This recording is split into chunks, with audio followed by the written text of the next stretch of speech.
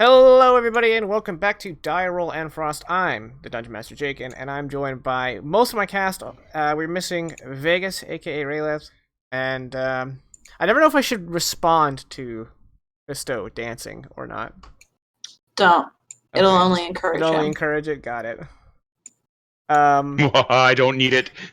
Whether you acknowledge it or not, it encourages me. Vegas should be joining us after the break, but that's tentative given the circumstances surrounding his absence.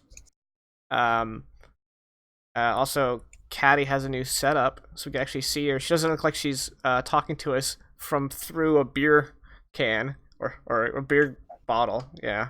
I did it. I'm grown up now. Yeah. Last session, the city of Suderhoffen received some of their Man, you ever find something in your pocket that you meant to throw away like hours ago? Put that there. Received some of their fellow countrymen. That's the word I wanted to find. Thank you, brain. Their fellow countrymen from the north have evacuated. Thanks for the host, Tay. And they have traveled from Bloodwood and the northern parts of the Red Deer Veldt, which are both very north of Suderhoffen. And they've traveled straight to Suderhoffen. Because things have gotten crazy. There's an army led by frost giants, composed of troll folk, winter wolves, snow goblins, and various smaller giants, among other creatures. Snow goblins. And they are taking out the fortifications in the north. So, Fenrir, being the active protagonist that he is, decided to marshal a force to try to retake one of these strongholds, the Footkeep, to be precise, which is the furthest south of the strongholds that has fallen. And he has 90 volunteers from the refugees, as well as roughly 100 of his own men, plus the party. And his plan was to stop at Bjarkleif and try to get Oddmund to give him more troops to help retake Oddmund's fort. And when he arrived, Oddmund had not yet returned from his meeting with the king. But his son, Oddmund the Younger, would speak with them. And Oddmund was under the impression that these raids in the north were just because it's becoming winter. And after the winter was over, the monsters from the Frostvale would retreat back over the mountains into their frozen valley. Also, he just doesn't feel like he has the authorization of his father to lend aid to the man that his father really doesn't like these days, and that would be Fenrir. However, Fenrir also heard that they were having problems with potential Fjellfolk, aka Goliaths, coming down from the Bjornhart Peaks into the Ventured Forest. And given that he has some rapport with the Fjellfolk, one named Hakan and another named, is it Gagra? I keep forgetting. Gaga. I believe. Gaga. Gaga. I'm very close each time. The name that I picked. I mean, now that Randy's dead, yeah. Rip Randy. Didn't you kill Randy? I mean, yeah, I tried to save him, but wasn't allowed, so. How many single combats have you won? 4? Well, define single combat. Okay, well, like no 0. interference. Yeah, because Alkulu was always there with the blind. Anyway, back to the The gods. Yeah. You guys traveled into the Ventured Forest, and you finally came across 6 Fjellfolk scouts. Using quick hypnotic pattern spell from Alkulu, you guys were able to basically get the drop on them. But there was a crinkle in the plan, because the largest among them, presumably the leader, is none other than Kiel, Hakon's brother. And he was immediately like, Hakon, what gives? And Fenrir was hoping to establish a dialogue, but Kiela was basically just ignoring him. And Fenrir at one point mentioned that they would pit their strongest against one another, and once Kiel found out that Hakan was serving a human, he immediately turned to Fenrir and said, "Alright, you're best versus me." And that was right where we left off. Unfortunately, Raylath was about to say something. But as you guys can all see, he's gone Viking. And also, this doesn't feel centered to me, so I'm going to move it just like 1 pixel over. Because, perfect. Well, you gotta be there to say something. We left off with him saying to Akulu that he was afraid that they were going to kill him. But Right. I think that was... But seeing as my attempt to rip down a tree did not go the way I wanted to, we'll have to do this the old-fashioned way. Alright, so he just challenged your strongest versus him after hefting his maul off his shoulder. Well, far be it for me to force brothers to fight one another. I guess that's me. You say that in Giant? No, that's in common. In Giant... Okay. No, that was out loud. Just in common. In Giant, he will say, is it alright if we maybe do it with the fist instead of just using weapons? We just punch each other? At first, Fiel just kind of like furrows his brow and looks at you like, what is this guy? And then he turns to Hakan, and then he turns back to Fenrir, and he starts laughing, and all of his cohorts start laughing along with him. All right, just thought it'd be worth a try, and I'll brandish sword and.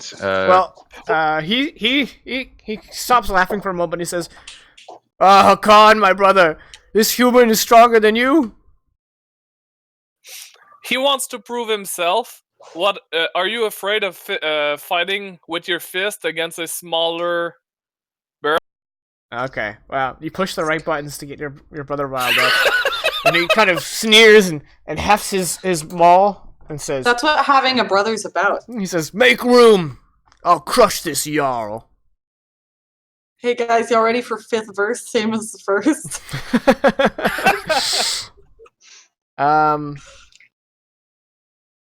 So basically, this fight will be till concession.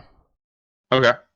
Go ahead, and we're not going to do an initiative checker because oh no, I guess I should because Akulu's going to be in there. And not only that, but like the first hit could be a crit and end it all. Does anyone else want to interfere? No, I can't respect the duel. Yeah, no one else is a meddler. All right. Well, Kiel got a 7, so that's good. If you guys could just do it manually without tokens. Yep. That's right. Yeah, I know. Low tech. Look at the DM asking us to do things. The players. We, the players. Do you have any bonuses to that, Fenrir? Nope. You have a +0 dex? How long has that been the case? I would switch to your stats entire screen, time. But we're expecting Vegas to come back. It'll be easier for me to on-screen fix 2 screens, but not 6. So, I need to mute the stream.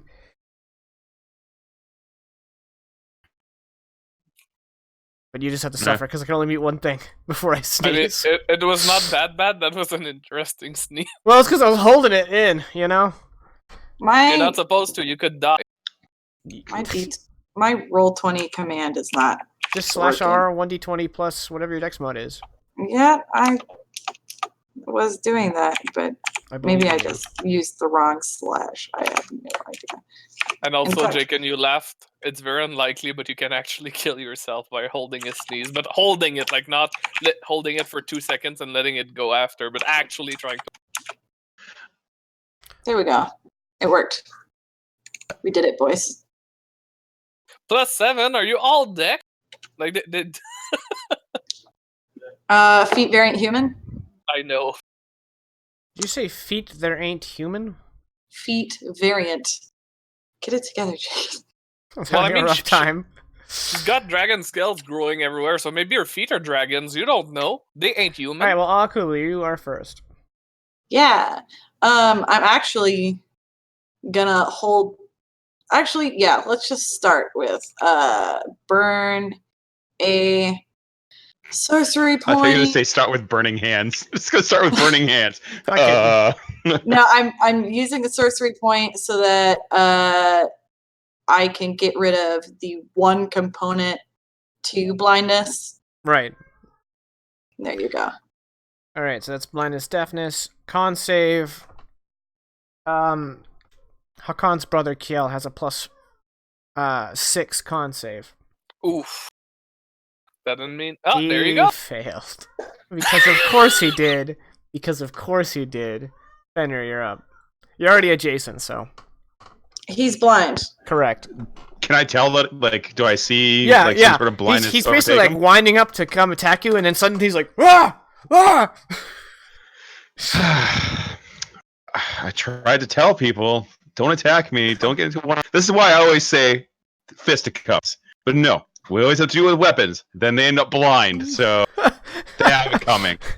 And then I will take 2 swings with my longsword at advantage because the gods have seen it fit to strike him with blindness. Again. By the way, didn't he agree with the fist? No? No, okay. Yeah, no.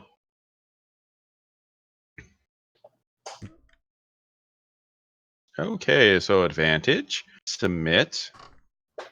Come on. That is a miss. Right on. I guess you talked too much. He heard Righteous. Yeah. And then I will follow it up with that near miss. Almost feeling like bad, like, but missing kind of steals my resolve, and I'm like, all right.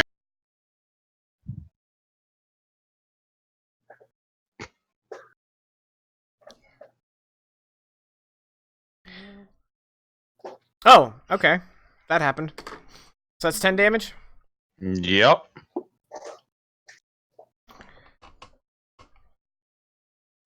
Cool. And that's it? Yes? That it is. Right. Yep. Kiel is going to... real quick, Maul, is it 1d12 or 2d6? I think it's 1d12. 2d6. 2d6, yeah, Okay. Maul. 2d6. Okay. Thank you. He's going to swing... Bada bada? Swing bada bada.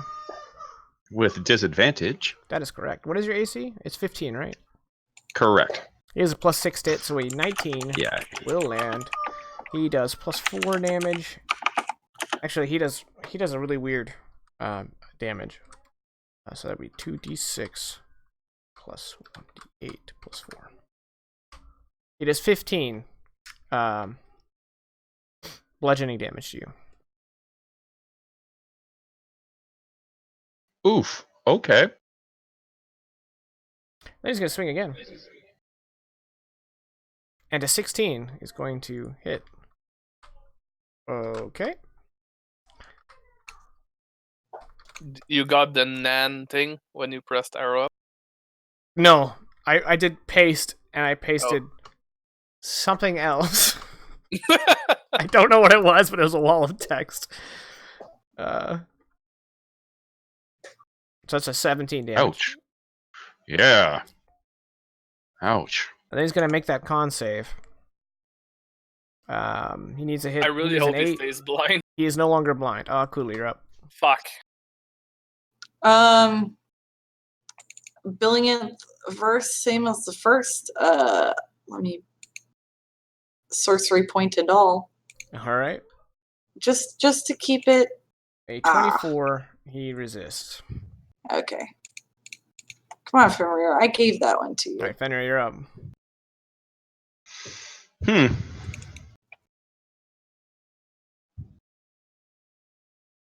So, I mean, with the attacks that I made against him, the first one was kind of like, I don't really want to be doing this. And then I'm like, all right, no, okay, I should actually engage. But as his 2 hits level me, essentially,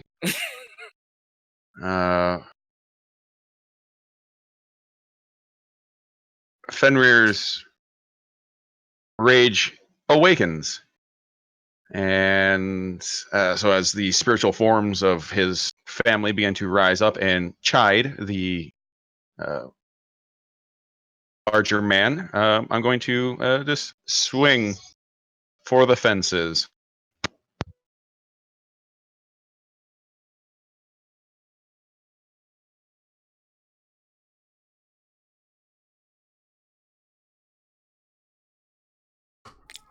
A 12 is not a hit, unfortunately. All right, then we'll follow it up again. 17 is a hit. 12. Solid hit. Mm-hmm.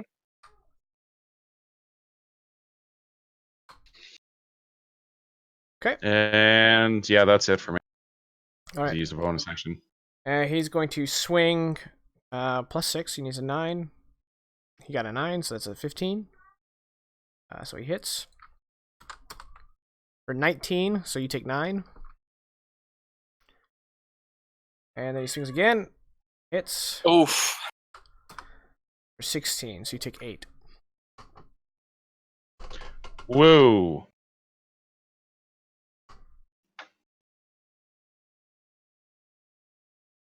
How you looking?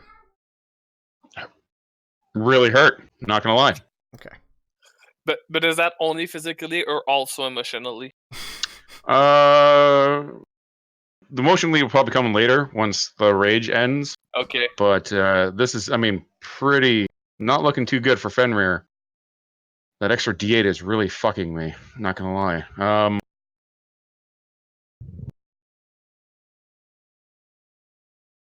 Well, I'm already in a rage, so I really have nothing to do but swing, and then hope for something to happen.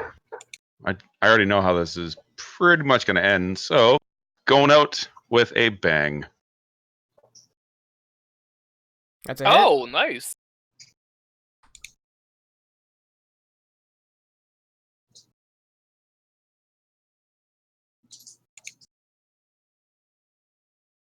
That's another hit. Nice. 2 solid hits.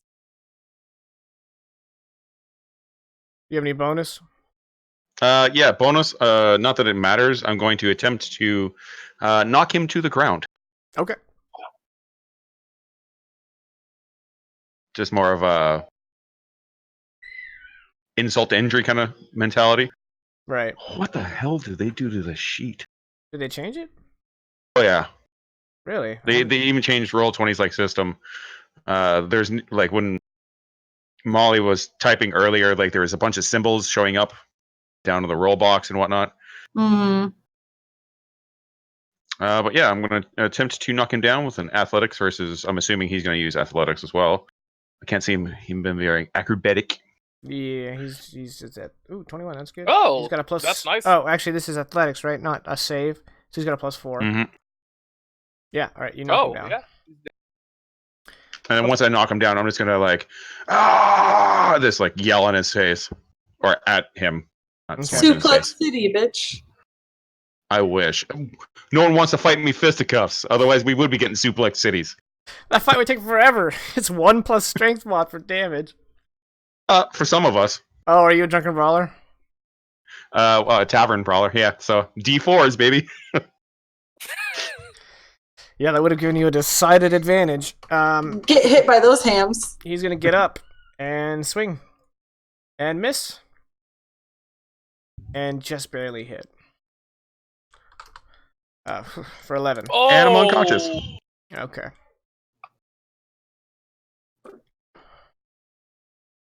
Does he look like he is going to continue swinging? No. Even if he does, Akon would stop. Yeah, I had suggestion pulled up just in case I needed to suggest he maybe not kill our friend.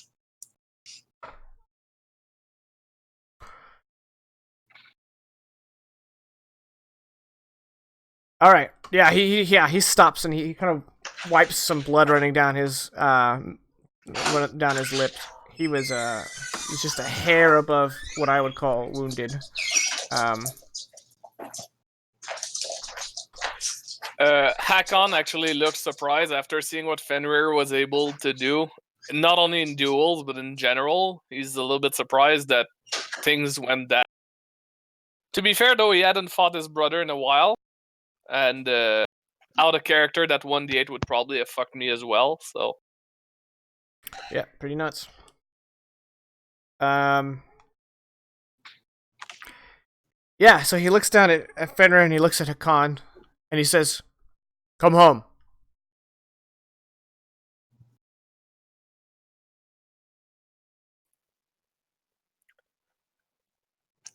That's in Giant? Yeah. Cool. Yeah. I don't know what else is going on at all. Hakan seems to think about it for actually more than a few seconds. Like, he seems a little bit taken aback by the invite to go back home, not because he doesn't want to go, but because the player says, like, wait a minute, I can't do that. No. As a player, if Hakan decided, fuck it, I'm going home, he would go home, but he has some ties still with this party, despite everything. I wouldn't worry about the death saves. Raylath is right here. He can just heal you. Yeah. I'm sure he wouldn't mind using a first level to just give you a little juice. Gonna do the cure wounds thing. He should roll for him more often. So Akon's gonna answer his brother. He's gonna say, "I would be more useful to the Mact if I stayed with the bear." How? I am learning their culture. I'm learning how they fight. We know how to raid them, but we don't know how to deal with them as a. You always used your brain too much. I think that's the first time new guy's been accused of that. So as Fenrir is being pulled to his feet by Raylath, Fiel looks at him and he goes, "You stood well for a human." Where'd you get the magic maul? Oh, sorry. Where'd you get the magic maul? He grins and he hefts it over his shoulder and he says, "The magic is inside. I am blessed by the mountain's fury."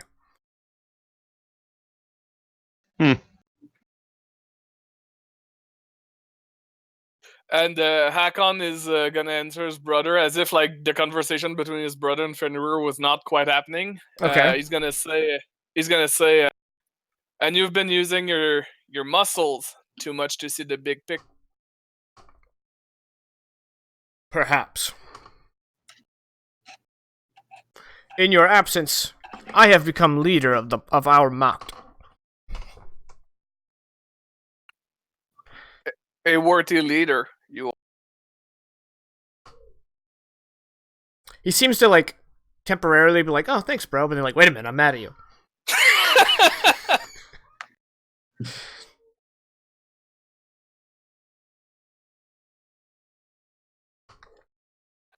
He's thinking for a moment, and he says, "So what now?"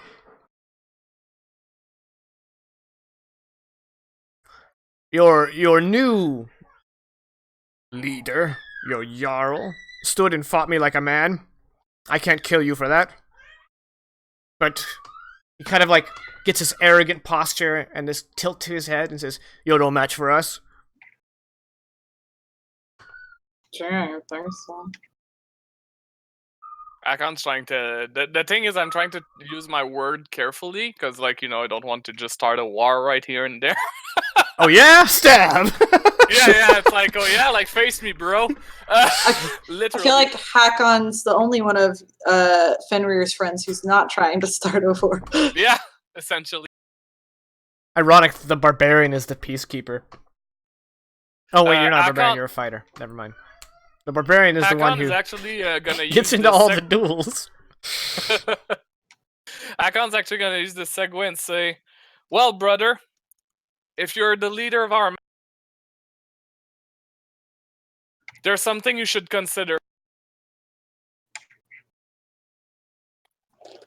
The North is in uproar. You've seen it. You've fought.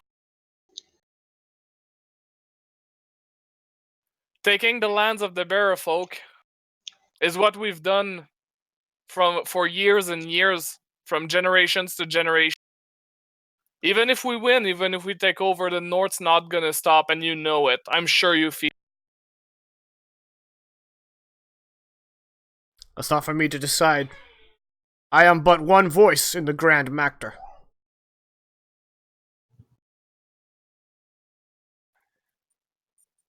Wouldn't you agree that with the potential help of the southern people, the Biera folk, maybe, just maybe, we could push back the north? You forget your history, brother. Humans rejected us, just as the mountains did. We won't fight beside them. I mean, literally one of them is fighting beside a human. He points towards Hakan like, hello, we've been fighting together for a while. Like, I just realized, did you name him? Oh, Kiel, okay. Yeah, Kiel. For a moment there, I'm like, his name is Fiel, and he's a Fiel folk? That's a dumb name. No. Oh, okay. No, Kiel. No, his name's Kyle. Kyle, got it. He loves White Claw. he likes punching holes in walls. And drink monster drinks. And Who drinks monsters? Right? there's no law when you're drinking claws, buddy. So Akon is gonna answer. He's gonna say, "History is a thing of the past, and you seem to forget our feuds die after a duel. Old fights are buried in the past with the people that fought." I know our traditions. So what about it, Jarl? I've bested you. Will you and your men follow my macht? That depends. Is your mact going to fight the creatures from the north? Sorry, that depends. Is your mact going to fight the creatures from the north? That depends.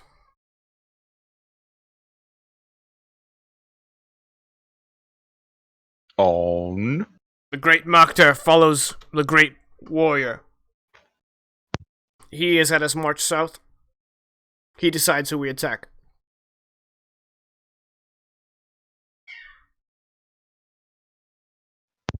all right. Well, yeah.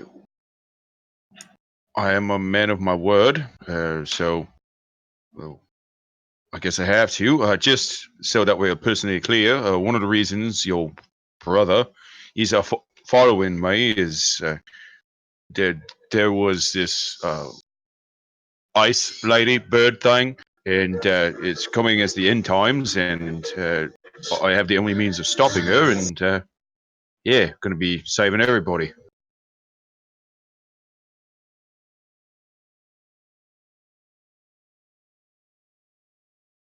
And That's- while you see the doubt on Kiel's face, Akon's gonna speak up and say, "I have not seen the Ice Lady," as he speaks, "but I have seen ice demons. One that pointed at me and essentially dropped by the simple move of a finger."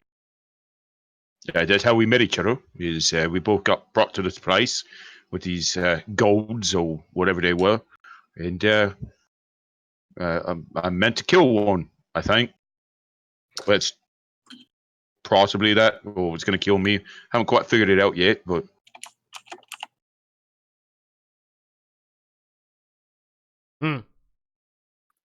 There are threats in the north, brother, that are far worse than what we could do if we simply keep moving to the south. Where did you say this Jarl and you live now? The main town of the Bear Folk. Yeah, that would be Hakan. Yeah, the main place. Yep. Yeah. Thanks for the follow, Butcher Pete. And for the surge, Buddha. Yeah, he just kind of. You guys seem to have taken him off guard. If anyone would like to make an insight check, you can kind of get a better gauge on him. Otherwise, I'm gonna continue. It's my brother. I'll do it, even if Okay. I suck at it. Ah, never mind. Akon's actually good at reading with his the 15, Kiel is very introspective about this encounter. It did not expect it to go the way it did. He's also impressed by Fenrir. The way Fenrir responded to his taunts and basically everything Fenrir's done up to this point. Kiel is quite. He views him like he would view another field folk, and he wasn't expecting to find that in a human. But there's still a part of him, probably the part that's ruling his own mocked. Kind of like you kind of see the shift in his face, and he says, "All right, I'll tell the great Mokter that this forest has too many good warriors to waste our time. We'll go around."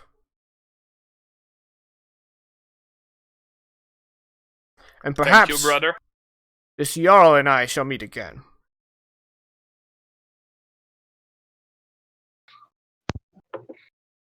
I think we will. I think we will. It was a good fight. You're pretty strong. You're the first person in a while to knock me out like that, so wouldn't mind getting you back some other time.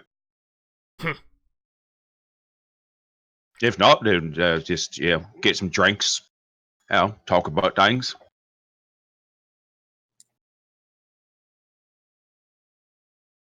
He just sort of gives a little nod, and then he motions for the rest of his field folk, and they all just turn without another word to start leaving.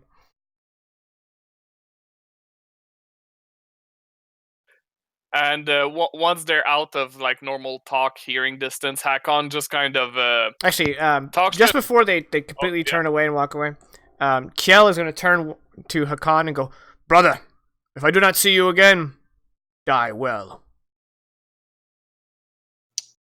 That's how I'm addressing my brother from now to the end of time. and that's all he says. That he turns back and they march off towards the mountains. Hakon's just gonna nod at that before he turns, just same to you, but without saying. And once they're out of normal hearing distance, Hakon is actually gonna say, "That turned out better than expected."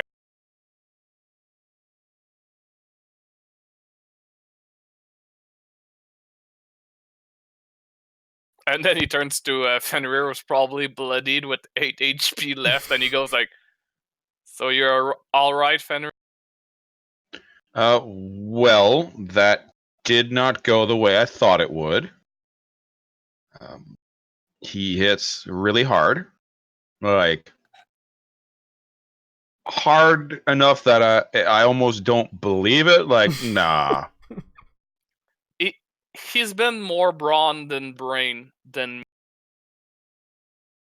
It was like he was hitting me with a long sword and a great sword at the same time. It's almost exactly like that. And I can take one or the other, but both of them, that's pretty wicked. Had I known that he was now the leader of the Mact, I could have forewarned you that he was greater in strength than even I knew that he had in him. But sadly, that detail was revealed to me after.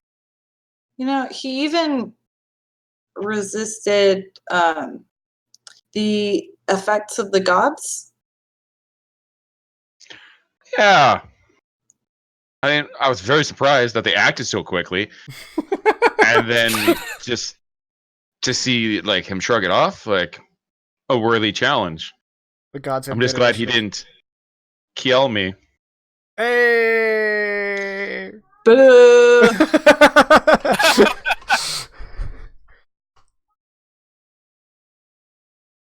And as he smiles with that pun, of course, his blood teeth are missing. He's just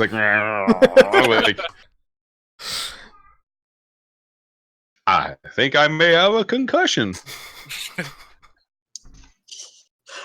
I'm just glad you know what a concussion is. Yeah, he's had it enough times. Yeah. It's a reoccurring injury. He looks at Akulu. What's a concussion? Well, at least this encounter did not turn into a bloodbath, which it could have easily turned in. I would have looked forward to the fight, even against my brother, but it would have been a difficult one. Yeah, I don't know. Go ahead. I just tend to like how Fenrir handles our enemies so easily, just one-on-one. Even that was a better outcome, even if he did lose this one. Well, he won the respect of a Macked leader, so that's definitely better than nothing. Yeah, I mean, we didn't really get much help, but now we made this place safe again. Which I we get think. to tell Oddman's son. Yep. And also Oddman himself, as by the time we get back there, like he's looking at a watch. I'm sorry. According to my wrist. According to my broken wrists. But by the time we get back, it should be high sun, and he should be back, and we can be like, you fixed your problem. I don't want to say that they're a field folk because maybe he doesn't know. Maybe he doesn't know. Well, the son didn't know. He had suspicions, but he didn't know. There were rumors that there were field folk, but that was it. Nothing. You would be the ones to confirm it. Now, remember, one of the hunters is with you, though. So unless you want to axe him, he's probably free to say whatever he wants. Oh yeah, no. We could axe him. I mean, don't give the witch idea. I look between my longsword to the maul of Hakan to like Raylet's rapier to whatever Akulu uses, dagger. I do have both of those things, but I don't need them. I don't think we have an axe to do that with. Plus, it seems pretty not good to talk about that while he's right there. Hey.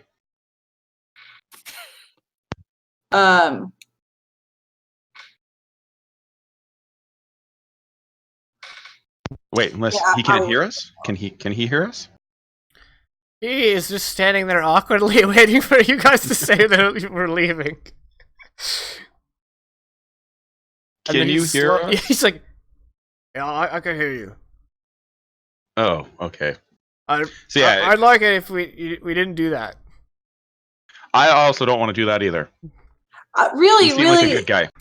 We weren't gonna go around talking about the fact that they were here because the Moct has agreed to stay out of the forest, and we wouldn't want any undue like chaos or panic. That makes sense to you, right? Sure. I'm just glad I can go back to my village. Yes. Good. Put those rumors to rest. Let's go. All right, so you guys head back to Bjaklife? Yep. Mm-hmm. All right.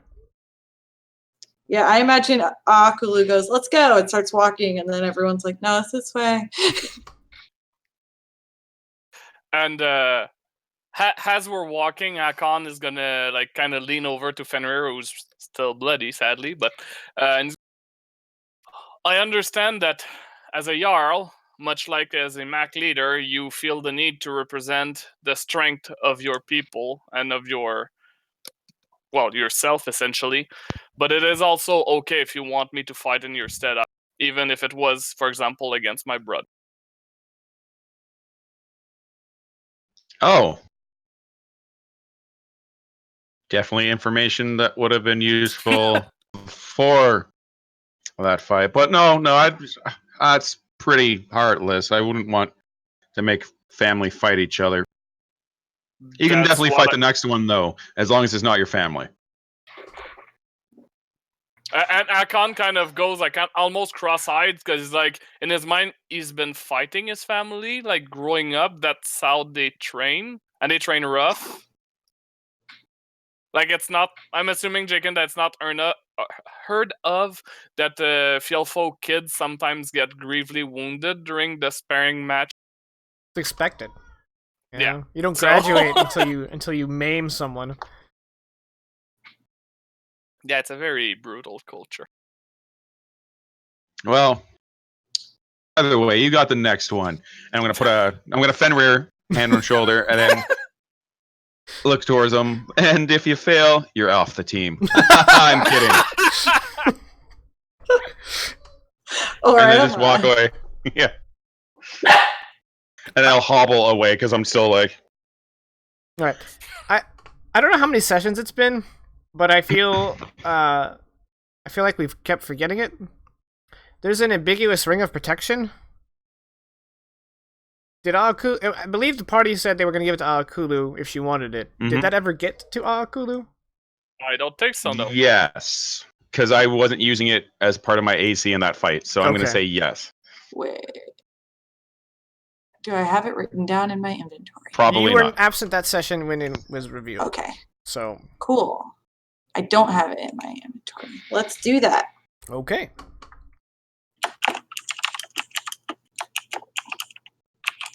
Ring of protection? Correct. Yep. It's +1 AC and +1 to saving throws. Pretty amazing ring. Definitely would have been handy in that last one. Actually, yeah, that 1 AC would have spared you 1 hit. And if you had gotten 1 more hit in, he would have yielded. So that was pretty clutch. Mm-hmm.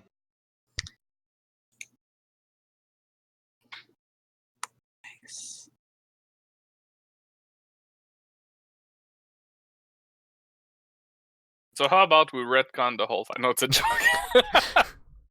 Let me get 1 more licking.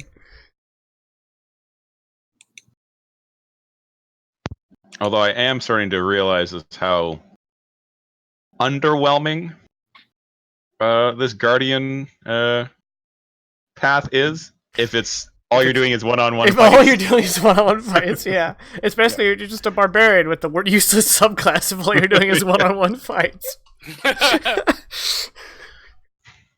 I have hype men. That's about it. Oh, sorry. Hype people.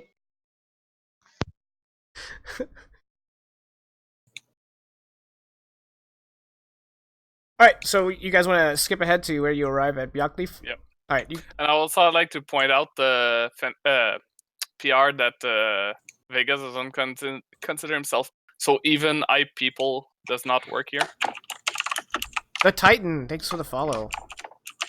But I just meant so like my ancestors. Oh yeah, you're right.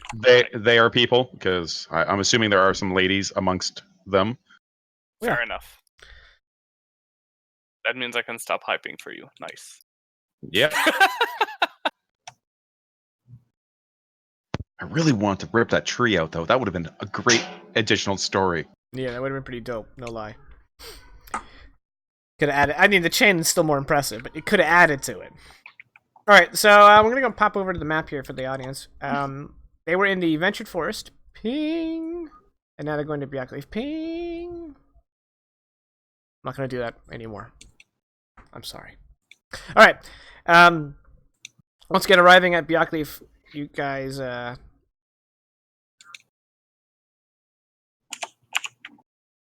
Goldfish should know that we're streaming. Why is she posted in the Hangouts? She should come watch us. Anyway, you guys arrive, and it appears that you came in just behind the returning Huskarls of Jarl Oddmund, and you are expected in the hall, so they escort you. This time they allow Hakan to travel. With my weapon? Thanks, Buddha. No, all of you have to leave your weapons at the gate. Oh, no. So we leave them with Raylith. Gotcha. Okay, that works, because Raylith isn't here. Yeah, Khan would allow that. Not happy about it, but I'm just imagining Raylith awkwardly holding all these weapons, trying to juggle them. Alright, so you guys come to the hall. And, yeah, so the hall has quite a lot of commotion because, you know, the Huskarls just returned, so they're casting off their armor and they're oiling and sharpening their weapons in order to put them, they're taking care of business, and some of them are like grabbing food and mead. So it's a bustling hall, but in the midst of it, at the center, is Oddmund and Oddmund the Younger, and they both kind of simultaneously look in y'all's direction, and Oddmund beckons you over with a his look does not hide his contempt for you at this time.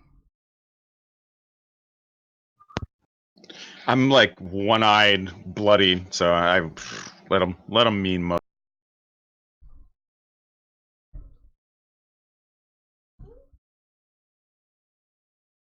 Toddler, sorry. You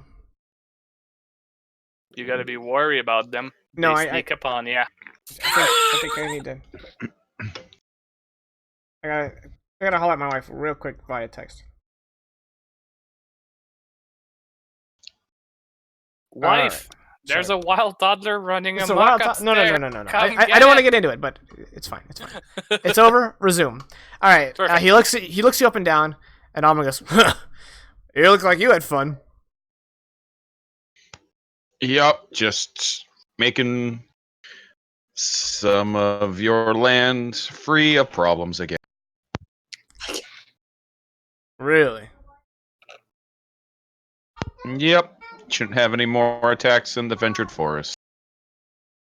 He looks to the hunter, and the hunter nods. And he looks frustrated, annoyed almost. That's what happened when you smother people in friendship.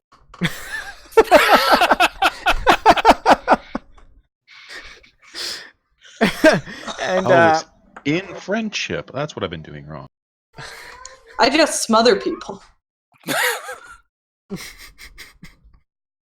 all it's gotten me is warrants out for my arrest. Alright, he's just like, so, you took care of that thing in the Ventured Forest. What was it? Was it Fieldfolk? Yes. A small patrol party that had just wandered too far south, handled easily. Yeah, but it looks like it looked really easy. Our Jarl, who is brave and always represents the interests of the people, he fought their leader, the leader of the patrol party, is all, one-on-one, and bested him in very close combat. I don't know if I'd use those words. The Jarl is trying to be humble. He did not feel that he had stood as strong a chance, right, Fenrir? But he did, in fact, win, and he won. He won in the fact that there will no longer be any Fieldfolk wandering your forest. Is it not true, Fenrir, that there will no longer be Fieldfolk wandering the forest? I mean, that part is correct, yes. Exactly, see? All good. Oddman raises his hand and is like, I don't really care.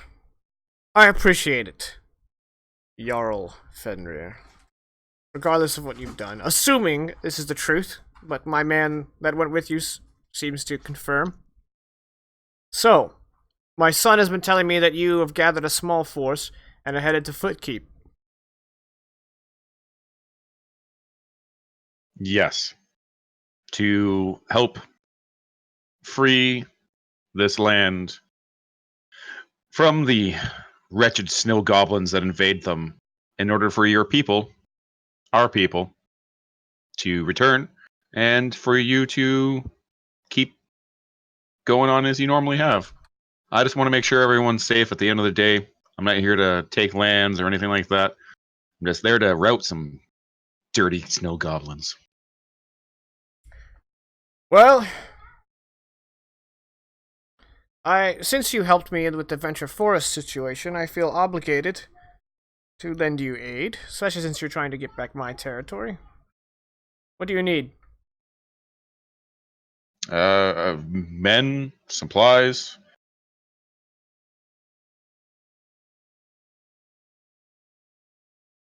How many men? Whatever.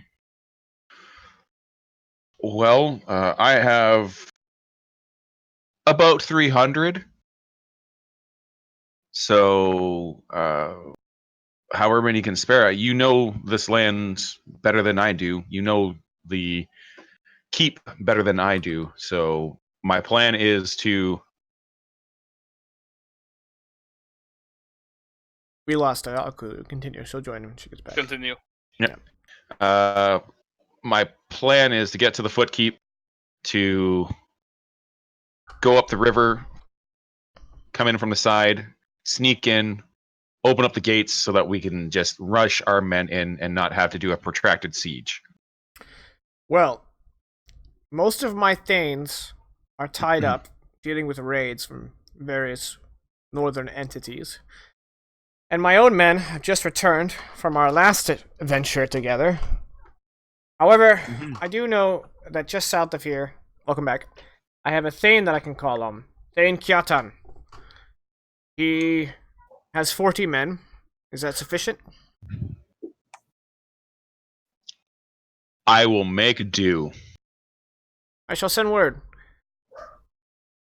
If you have any insight into how we could get into the keep without being noticed, that would certainly help. The keep is, well, he kind of like snaps at one of the servants. And he says, "Clear the table." And the servile man returns with a parchment, and he unrolls a small map. And he says, "Here's the terrain. It rests on the last hill, on the foothills coming down from the Drumlack Mountains. The keep itself is a single stone tower with a wooden wall about 20 yards in diameter."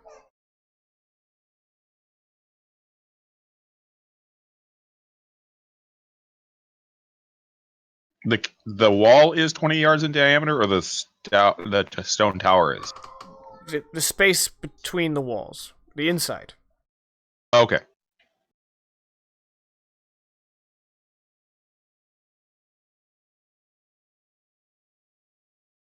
Okay, it's 20 yards. That's about 60 feet. Okay.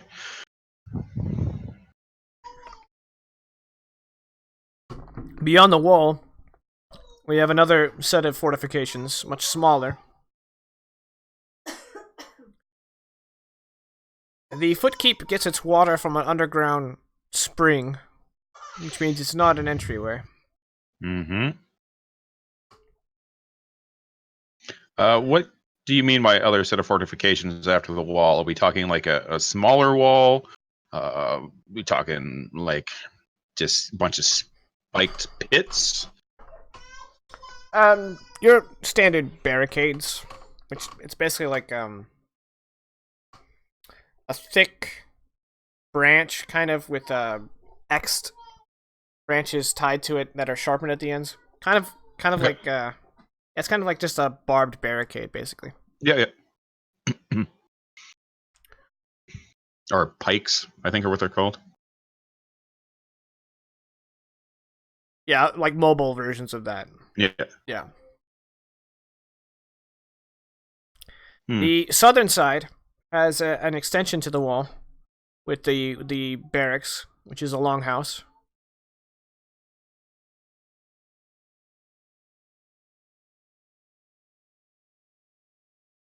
And the longhouse itself has a flat roof, which can be used as a raised platform, basically extending the wall another 30 feet in to the south. I see.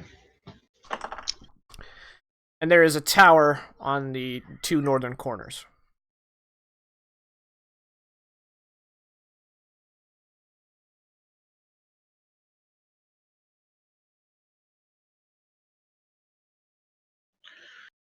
Well, we can just talk in private about this next part if you prefer, but there has to be some way out or some way in that isn't quite known. I mean, no one builds a keep or a tower or a fort or a castle without having a couple of escape routes.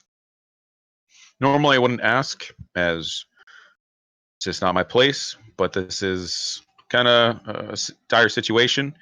We have many mouths to feed, and the sooner we can get them back to their homes, the better it is for everyone.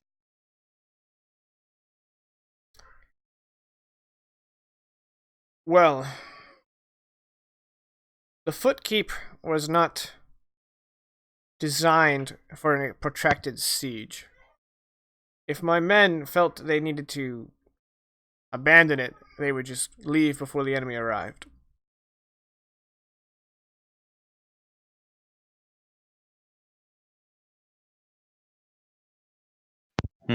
Okay. Not gonna lie, I was feeling a lot more confident about this plan before we had this conversation.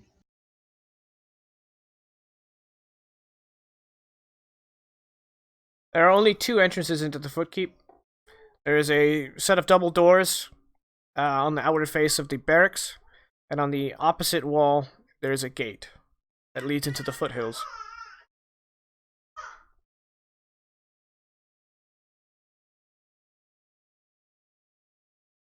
Jarl Fenrir or Jarl Udman, could I ask a question?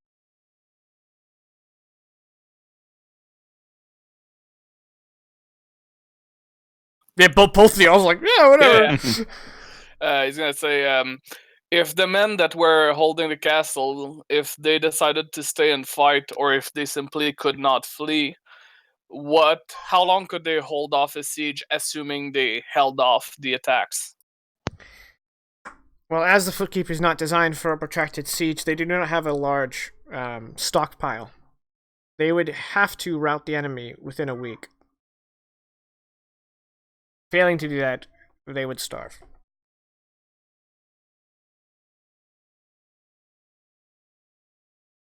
Yeah, I don't want to be there for a week or even more than a week. That's not what I was planning. Yeah, but Akon was more asking because, like, last we heard it was under siege, but it's been what, like, when did the refugees say they came in? Like, how long have they been on? Let me pull up the calendar here. Well, it only takes like a couple days to get to us, so it's probably earlier at the beginning of the week, no doubt. Yeah, but if they were fighting their way out, because some of them were roughed up, then might have This taken is the next longer. day, right? So it's Yeah, I believe so. Yes. It's the 7th. Yes, the next day after because we kind of went all through the night. Right. So we haven't slept. It's been 2 days since the refugees arrived. And the refugees said how long had they been on the road? Probably 3 or 4 days. Traveling with like so animals and children. And, yeah, it's not looking good for the keep. Okay, perfect. Just well, the keep, according to the reports, the keep fell. The one that is unconfirmed whether or not it fell is Castle Northgate. Oh, my bad. I mixed the 2 of them. That's all right. It's a lot of names.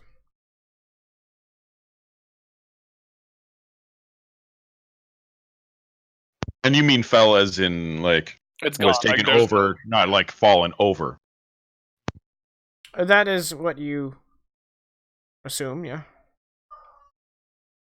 Dum dum dum.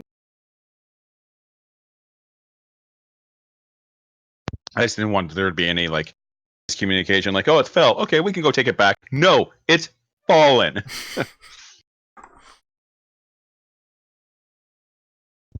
This is definitely far more difficult than I thought it was going to be.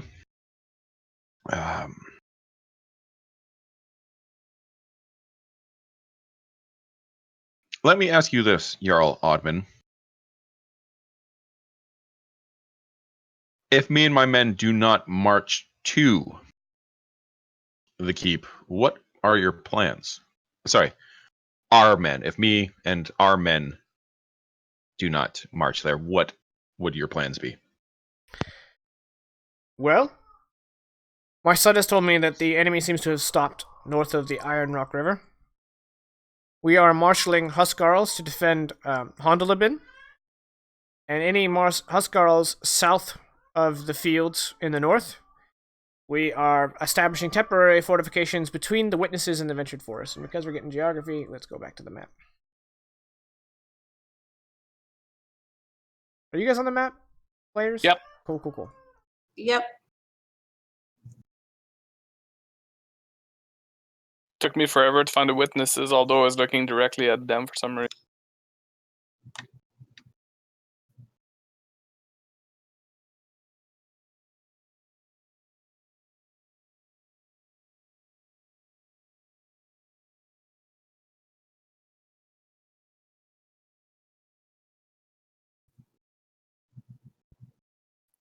We have reason to believe, Jarl Oddman, that this force from the north is not going to stop.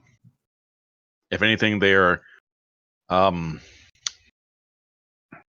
gathering to what's that word?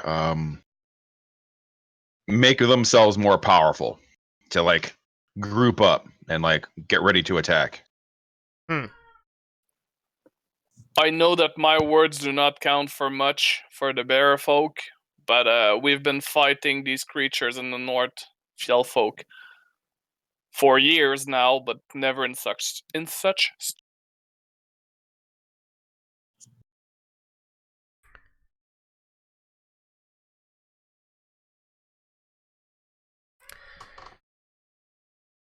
Well, since I just came from the king, I broached this very subject with him, and we have discussed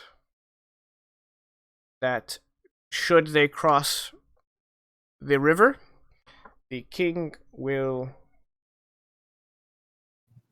marshal the Jarls.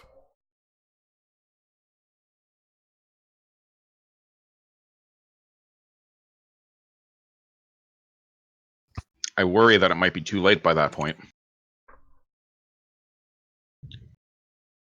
Well, if you want, you can go speak to the king yourself. The river we're talking about, of course, is the Iron Rock River. Yes. The Iron Rock River is north of the Footkeep, though, isn't it? Yes, but the Footkeep is not far from it. I just meant that they'd crossed the river.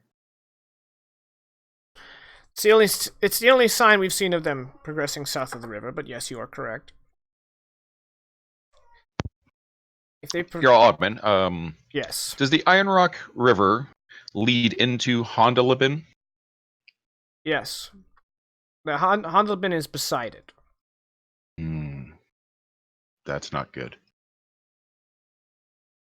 I have to say, I am a little worried that leaving those damn dirty snow goblins up at the Footkeep will potentially lead to some underhanded tactics. I fear that they will poison the river. That would take a considerable effort. But we do if they are marshaling numbers like we have not seen, all it would take is a bunch of dead bodies into the river.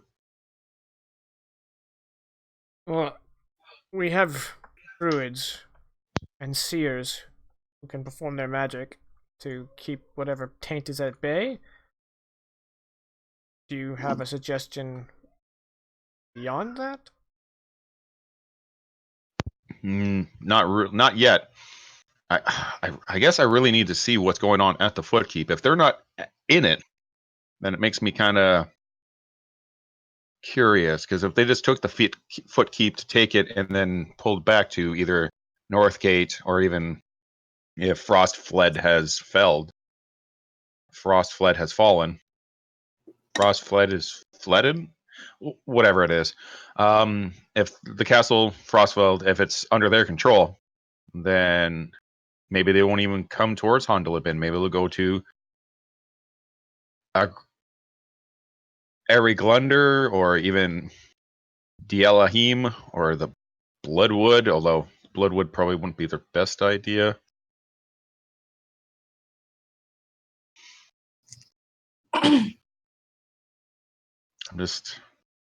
You can never trust snow goblins.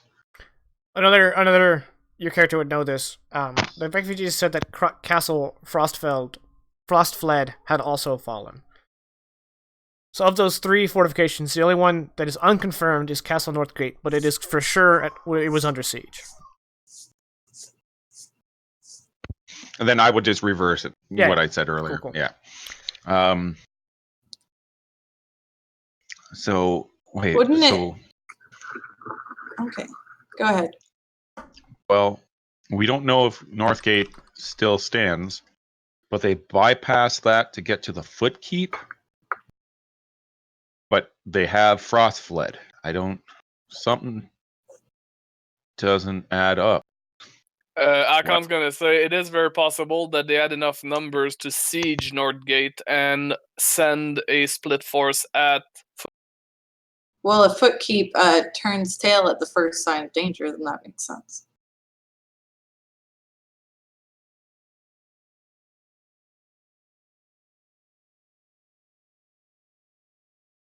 But even that is still splitting up your forces, even for the couple of days, because they would have to know that. I mean, they must be working under the thinking that Footkeep wasn't going to surrender unless they knew that it wasn't meant to do a enacted a conflict. But then that would mean that they have someone working with them. I mean, if that's the history of, like, if it's always been the contingency to flee Footkeep the first sign of danger, did they not do this last year?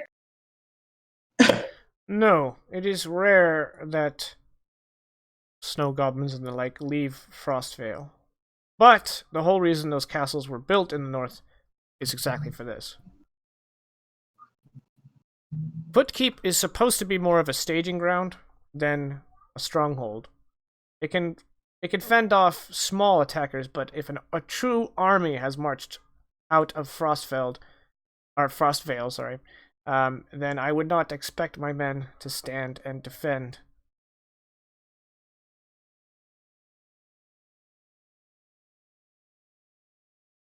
Unless they were desperate to get into the Hall of Hides.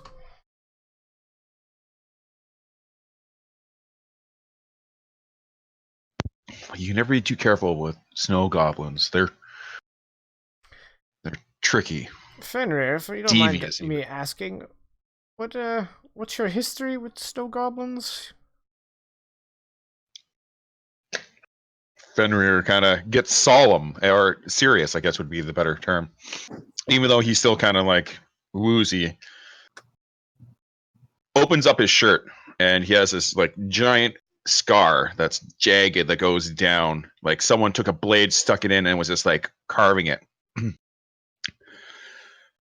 Well, after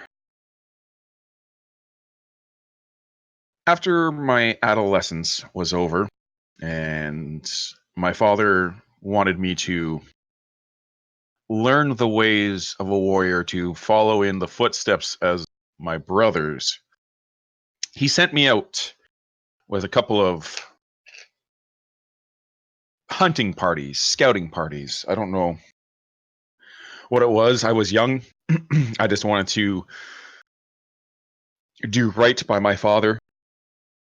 See that look of pride in his eyes when he looked upon me. And I went with them. And we were ambushed by snow goblins while going fairly high, or fairly north. Not north, but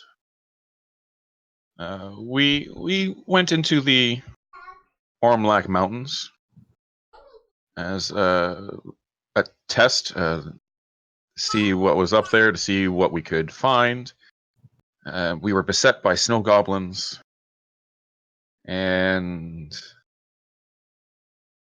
of the 20 men that entered those mountain peaks, 4 of us returned. Snow goblins like to take their time with their victims, especially the cruel ones. They like to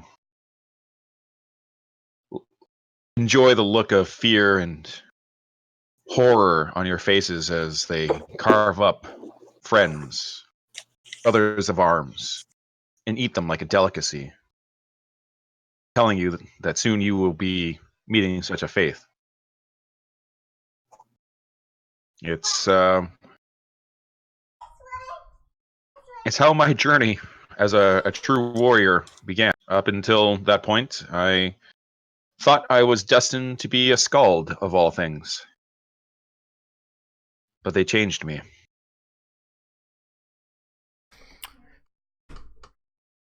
Fenrir, I had no idea. It's not something I think back on or talk about too often. I just, whenever I hear their names, I can still remember the sounds of men crying out as they were flayed and the scent. I remember that most. And it sickens me to my core. As you're finishing your story, you can see that the younger is quite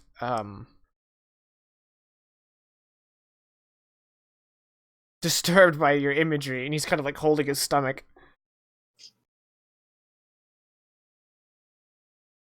So, if there is ever a way that I can manage to kill them, I will jump on them. Them as well. I mean, that's a good way to kill them is by jumping on them. They're very small, tenacious, but very small.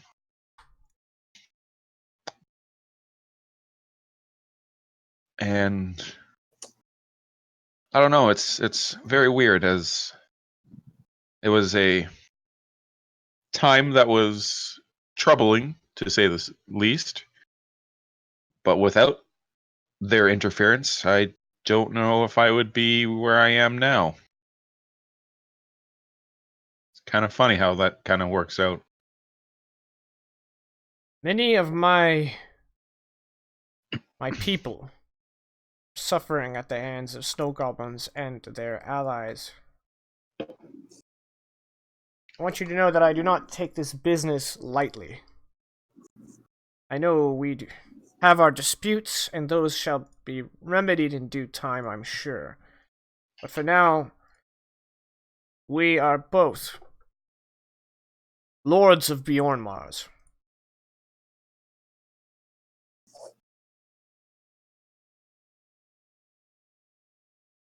That is true. And that is why, when I heard from the refugees that poured into Suherhofen what was going on, I wanted to act as quickly as I did. I care not for any honor that may be gained from this, although it'll be nice. I'm sure my men will appreciate it. I'm doing this because it needs to be done. And that, as you mentioned, we are both leaders of small little sections, and it may not be my land currently that are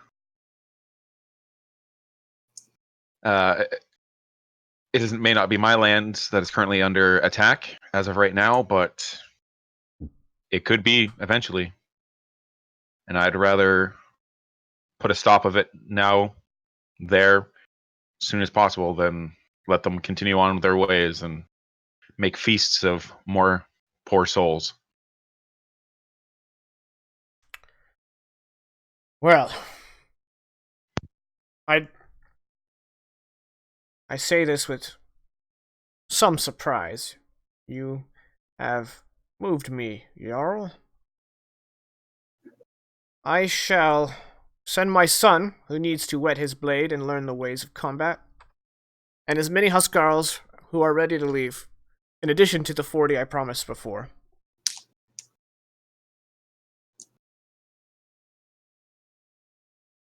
You honor me, Jarl.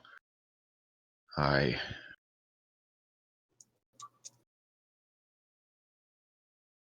think that we may have gotten off on the wrong foot with the whole business up until this point from before. But I'm more than happy to put it behind us for the time being and to move forward in a more beneficial manner. And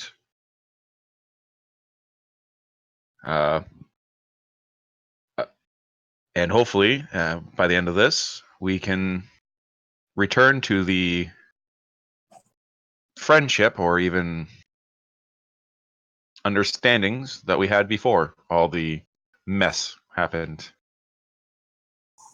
Time will tell. I wouldn't mind if we could settle our differences. But now, we have an enemy. We have a cause. I am tired. Son, gather as many Huskarls here who are willing to go. And, I just saw Raylath say something in the Roll20. Can someone tell me if he's here? I mean, he's posting. Yeah, but is he, like, here? Is he in call? He's not in the call. He's not in this group. We made a new group for this. Yeah, he needs to be invited to the group, I think. All right. Everybody, we're going to take a 5-minute, just going to fix the calls here, and we'll be right back at it. Let me hear what he has to say. Make sure he is available. I don't want to interrupt. Yeah, I see him typing, and I'm like, wait a minute. Because if Rayla's here, we can get everybody in, and we can get going from there. So I'm not yet in call, but I am here. Okay. How about I'll just tell him. We'll just keep going for now. But Vegas is coming. He said switch. Oh, okay. We'll switch. Going to break real quick.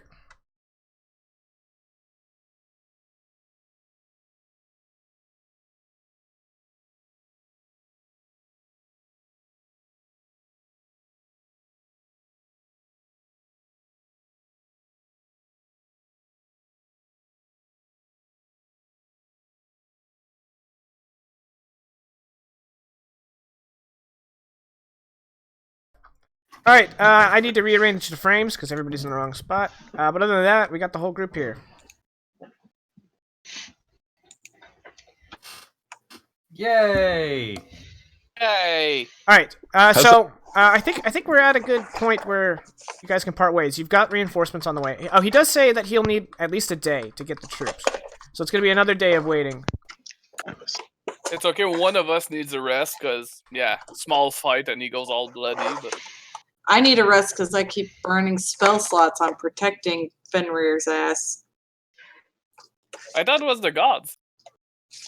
Well, I didn't say that out loud. Yeah, she doesn't say spell slots in character. I know, I'm just kidding.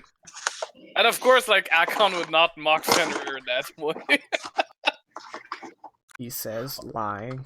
Also, if Akulu is the one burning the spell slots, then it is a divine being of some form. Yeah. He does offer to let you and your 3 companions to sleep in his hall in the guest quarters. And apparently that's a no-no, according to the dog. Sweet Pea, can you not? Hey, sit. Oh, hey, that's the game screen that I shouldn't have shown everyone. I hope the players weren't watching the stream just now. Inside voice? Nope. Good. We will definitely take him up on that offer, and once again, I will thank him for his hospitality, his generosity, his persicosity.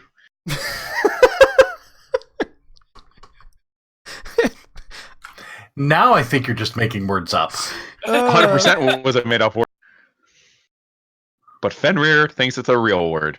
Thank you for your versicosity. And he just looks at you like, uh-huh. Someone with a big brain over here. Versicosity. Watch out! That might be the name of the VOD. 600 IQ. Pro gamer move moment.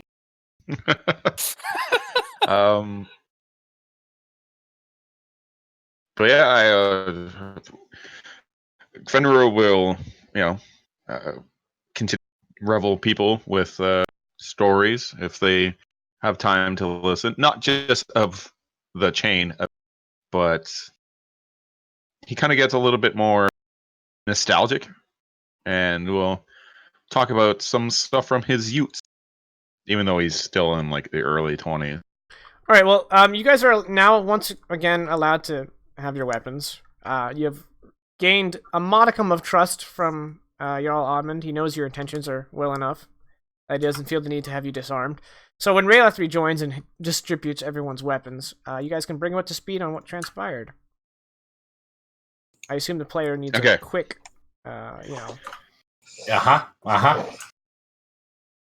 So obviously you were there for Hakon's brother wiping the floor with me.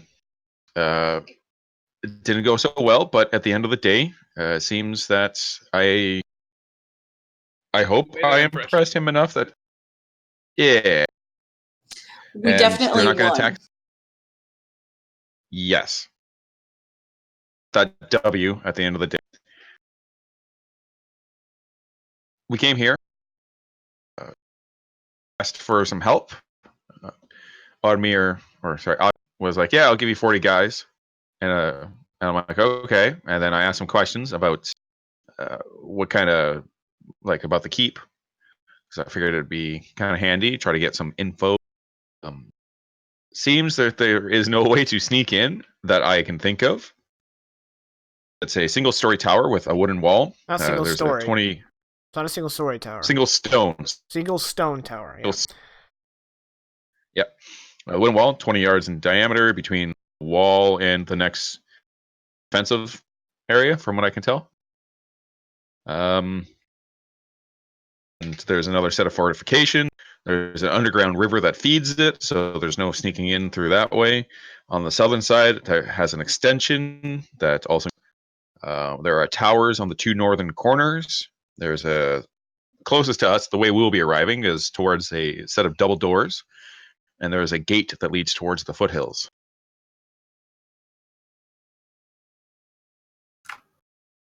But seems like it's not meant to have protracted fight, but also really hard to get in unnoticed.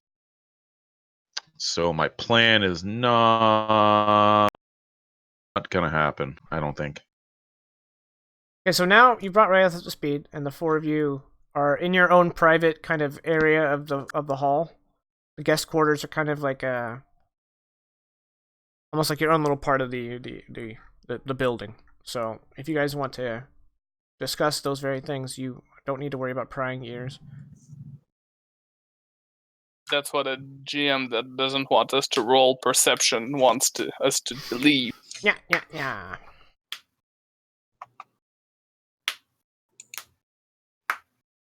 So we are not sneaking then. Not unless you have something up your sleeve. Those exceptionally colorful and voluminous sleeves.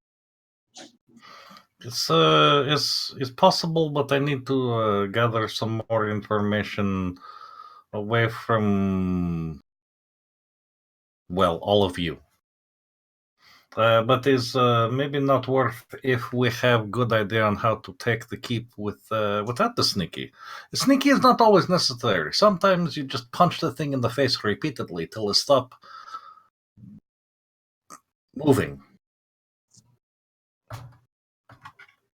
You don't have good aphorisms for this one. I'm sorry. No, I wish that was true, but every time I have tried to engage in a punching in the face match, no one takes me up on it. I mean, I'm sure Hakan liked the face punch. Even when we fought, it was arm wrestle, I think. And Did we actually fight each other?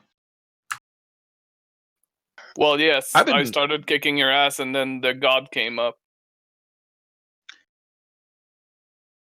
Yeah, I guess. I just realized in like the last 2 weeks, I have been knocked unconscious more times than I've been knocked unconscious in the last 5 years. You don't think that's bad for you, do you? You don't think that's bad for you, do you? You don't think that's bad for you, do you? No. No, that's just being a fighter. Okay. I was kind of concerned.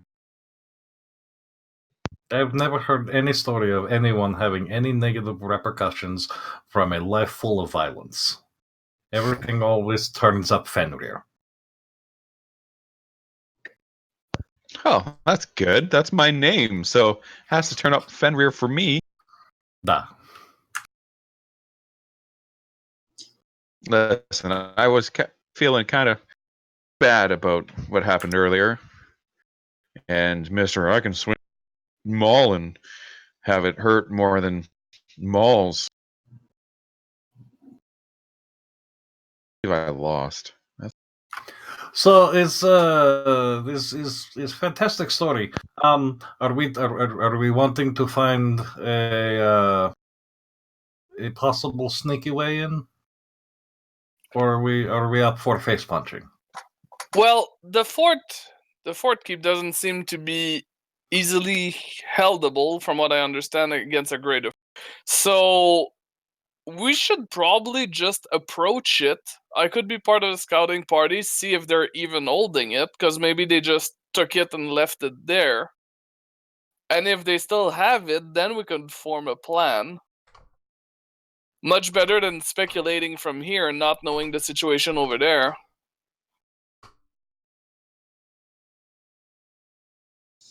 No, I'm actually inclined to agree with Hakon for once. I don't know about sending him on his own to a scouting party. Oh, I'm sure there's a few of Fenrir's Skald that would gladly accompany me. You're just you don't seem like the quietest lad, but maybe you're so full of surprises. Who knows? When you're scouting, you're not sneaking into anywhere. If you do meet another scouting party, you bash their skull in. They can't report if they're...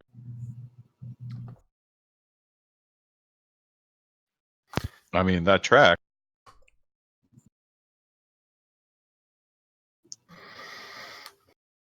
So, what happens when we send the scouting people, and I mean, if they see something or they don't see something. So let's just kind of work it out. So let's say we send scouting, and there's the Footkeep is still under enemy.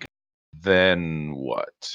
We take note of what we can see, what numbers seems to be there, and what we expect to fight. We come back to the main army with you guys, and we discuss a plan.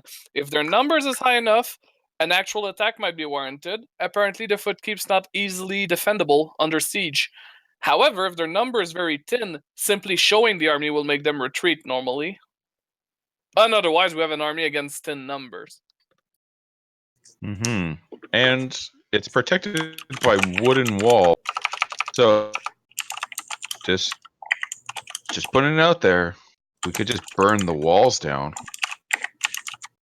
Just like in Total War. Just like in Total War. This book my dad made me read one time. It wasn't very good. It wasn't like, I mean, information-wise, 7 out of 10. But I hear this the follow-ups were they improved upon original plot and made it a little more palatable. Also, I'm familiar with. It would be a good idea, but I do not know if we have the necessary archers with flaming arrows to complete the full overkill method that they use constantly in those books. Oh, that's right. They use archers with flame arrow. I was kind of thinking we just go up and like start a fire right next to the wall. Or like, do we have oil? Can we throw oil and then light the oil on fire? No, then once again, you need archers with arrows. I mean, I have arrows and I can shoot the bow, but I do not know if I constitute as multitude of archers. I'm trying to decide if I should rain on your parade as a PoE. As a PoE, I'm missing something. It's a term at like at fairs. Pissed off expert. Oh, yeah. Okay. Yeah. I thought we were just ragging on the game. No. But in character. Got it.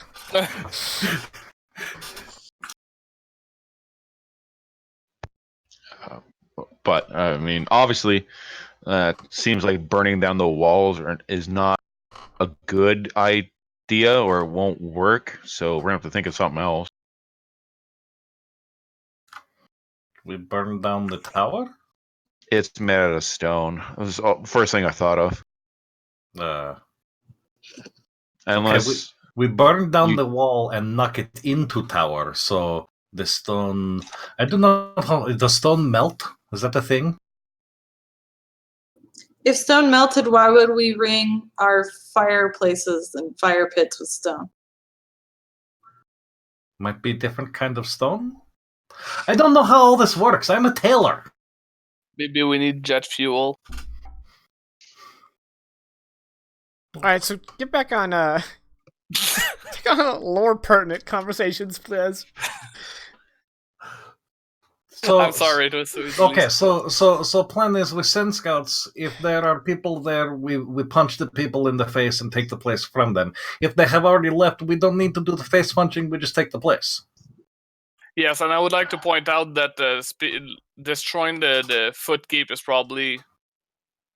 We should probably avoid to do it as much as possible, because we might need it in the future. Like, damaging it some is, like, undeniable. We won't be able to go around that, but, like, fully destroying it? I mean, do we, though? If you can't even hold it for more than a week, is it really viable? Sorry, is it really, like, that good? It's a staging area, quote unquote. But okay. But what happens if, while you're attempting the stage, they come and attack you? I'm speaking for not myself. Not like you personally. I'm just saying that's what Jarl Oddman said.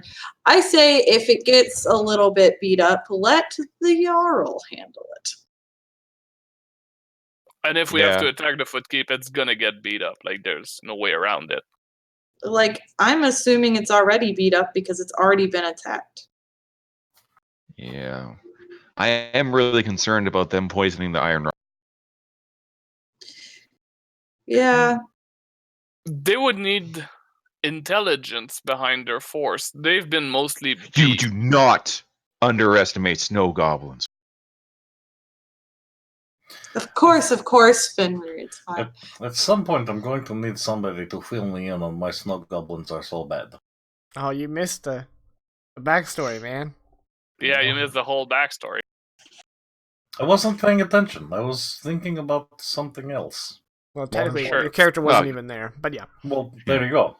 Okay, so maybe that. I was thinking about something else, somewhere else. I'll maybe tell you later. Okay.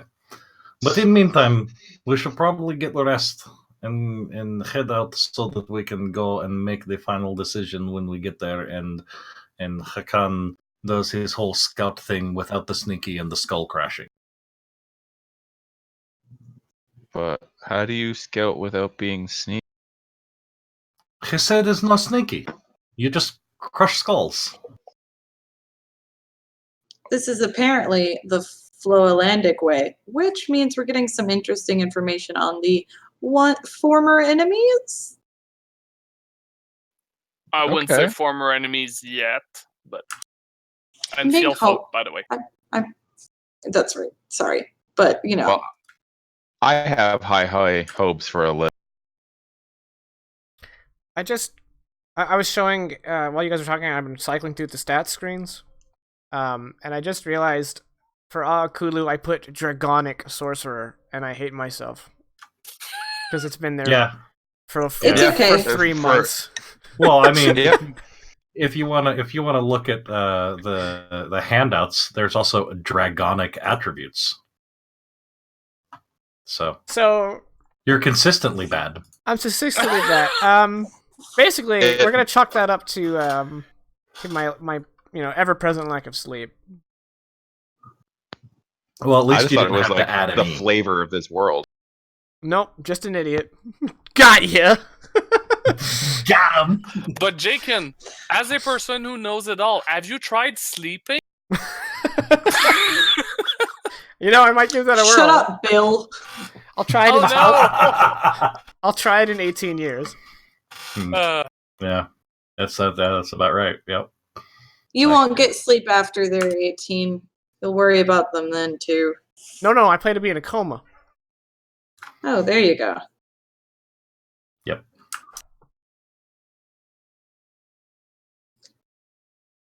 So yes, we can't make a decision unless we have more information. Let's get some rest. I'm tired from this eventful day. Agreed. All right. So you guys will rest. It's now the 8th day of the month.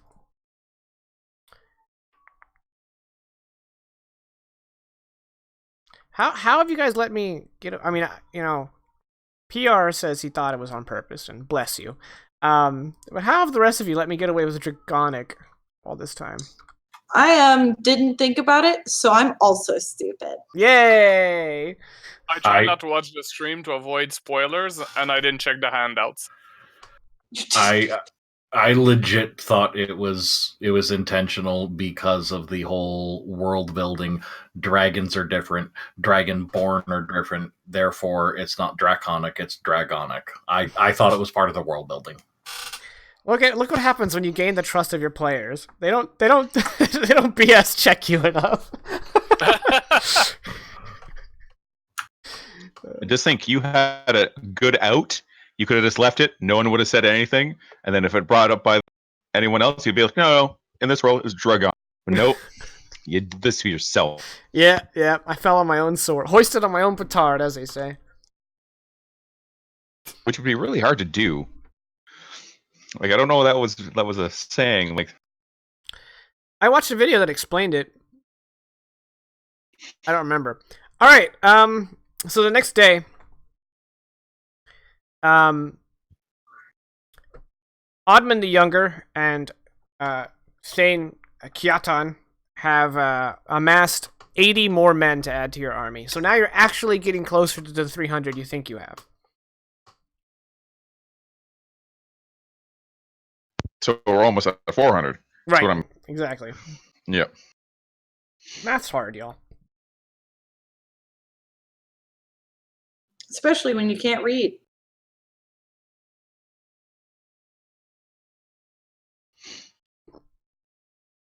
Yep. Especially when you can't read. Well, in Akon's idea, I don't think he has anything to do here at Beacliff until we get closer to Footkeep and he's told to go scout, if that's the end game.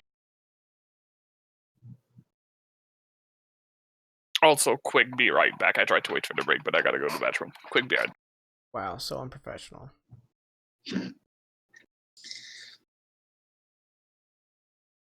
All right. Your hour over here with. I've done it before too. I was just giving him a hard time. All right. Yeah, no, I totally was. Okay. I know. Yeah. All right. Do you want to follow the road until, like, here? Would it actually behoove us to go to Hondalabin and then set out from Hondalabin up to Fort Keep? Like, maybe resupply and then head there? Or maybe then you would have news? That would be up to you. But given the state of Yakleaf and Suderhofen, you can imagine that Hondalabin is also overburdened with people, and so they Okay. may not have a lot of supplies to give you.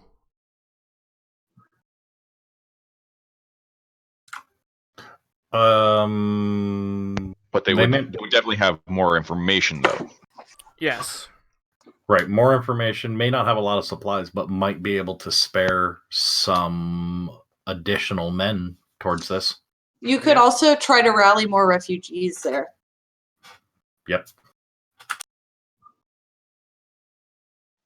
I definitely like that idea. So maybe we'll go to Hondalabin. Okay. The world's easiestly pronounced name. I mean, it's better than Mekvokoglon. Is it? Yeah. Just Hondalabin. Hondalabin. Yeah.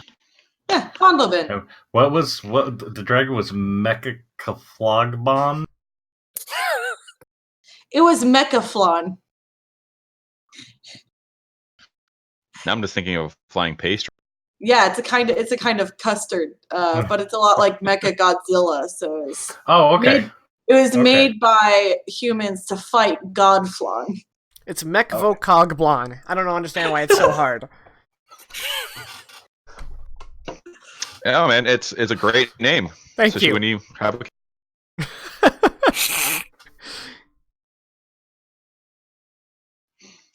I'll name it. Yeah. What kind of because of world building and Dragonic? Hey. What kind of dragon was Mekvokoglon? He was a storm dragon. He wasn't a regular. He was the last storm dragon. Yes. Ah. Okay. I'm the last one.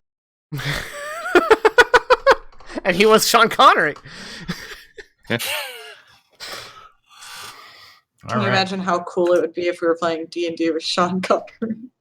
That would be pretty dope. Hey, Sean Connery, you want to guest on the stream just to voice one NPC? Please be this mean dragon. You get to eat PR. Absolutely. I would love that. Well, if anyone's got his digits. All right. It's a better part of 2 days to get to Hondalabin. So you guys set out on the first day. When you arrive at the gap between the witnesses and the ventured forest, you do see that there are quite a few camps set up with fortifications kind of built around. You know, those portable pikes, as we were talking about before. It seems like Oddmund was true to his word. He's marshaled many of his thanes and Hersers, and every able-bodied warrior that isn't required to at home has moved up to here to be a second line of defense in the event that the enemy moves south. And you continue up the road. It's uneventful. You're unlikely to run into any kind of people. You're not going to run into enemy brigands, and you're not going to run into people because everyone's going to give a marching army of 300 fighting men a wide berth. Oh, so they're not the bandits in Skyrim. Correct. Okay, perfect. Not far from Idir's Regard, the ruined castle of days past, you guys will set up camp just off the road for the night, and then in the morning you'll head off to Hondalabin.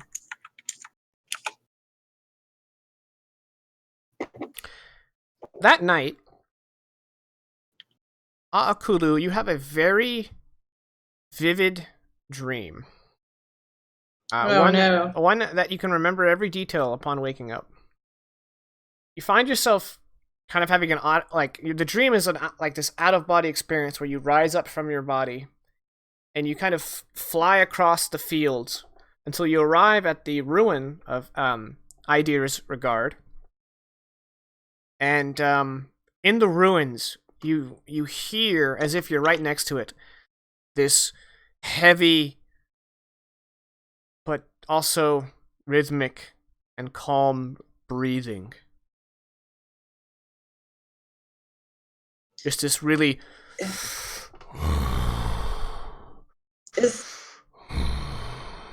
Is this at all reminiscent, anyway, of the dream I had during my forced sleep? There's no ooze or weird smell? No. Okay. This is a different kind of dream.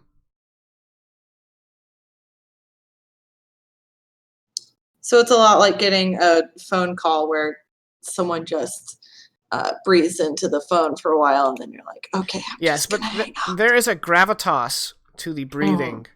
That's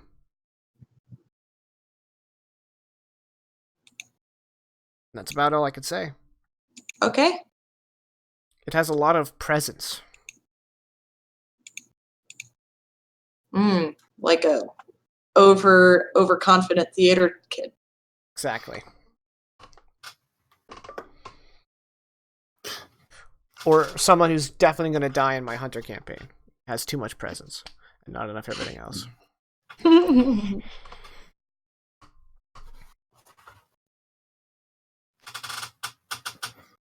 Yeah, so that morning you guys wake up just before sunrise. You start packing up the tents and all that. And yeah, Akula, you remember that dream is like powerful in your mind.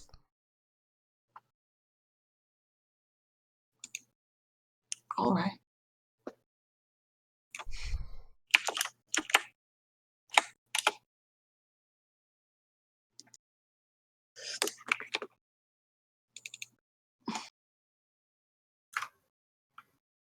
There's nothing wrong with Torador. There's plenty wrong with dreaming about a Toreador, thank you. I don't get the reference. Anyway. So how did everyone sleep last night? Kind of not liking the really stiff beds, and by that you guys know that he's talking about the ground.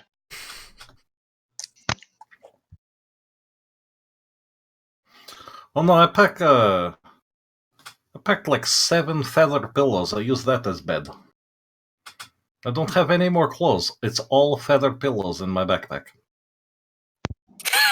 Why didn't I think of that? How do you not have more clothes? It feels like every time I see you, you're wearing something else extravagant and garish. I alter every morning.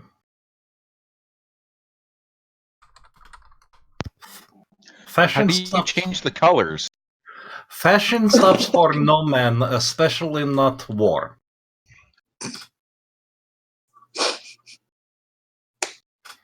You're not taking war seriously if you change clothes during a war.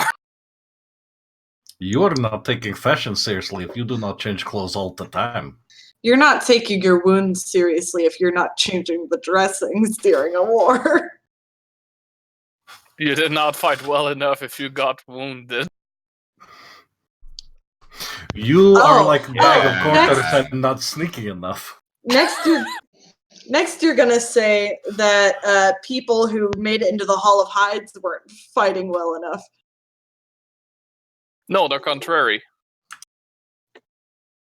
They had to get wounded to get in. You know what? I'm just gonna pack my bag. This is bullshit. Hey, Vitch. My bag is getting a little heavy. You have room for 2 or 3 of these pillows? Your bag isn't heavy. It's just pillows. It's very heavy. I bring many pillows. We just go over. It start entire sidetrack conversation. I need you to keep up. Okay, I'm gonna accept to carry 1, numeral 1, Latin 1 pillow. You are definitely my favorite. And Hakan, who can carry 3 times the weight of any party member, just walks by whistling with an empty back.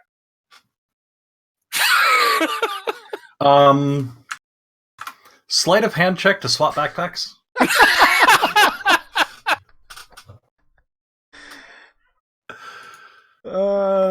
Sure. Go ahead. I'm half kidding. But no, we're committed. All right, Hakan. Give me a perception check, and we'll do it in opposed. Sleight of hand versus perception. But you know what? Since you're wearing the backpack, I'm gonna give you advantage, bud. Me? Nice. Yeah. 23. Get Becky, Drecky. All right, here we go. I'm glad you I gave can me do this. advantage, though. I can do this. I really want this to succeed. I really do.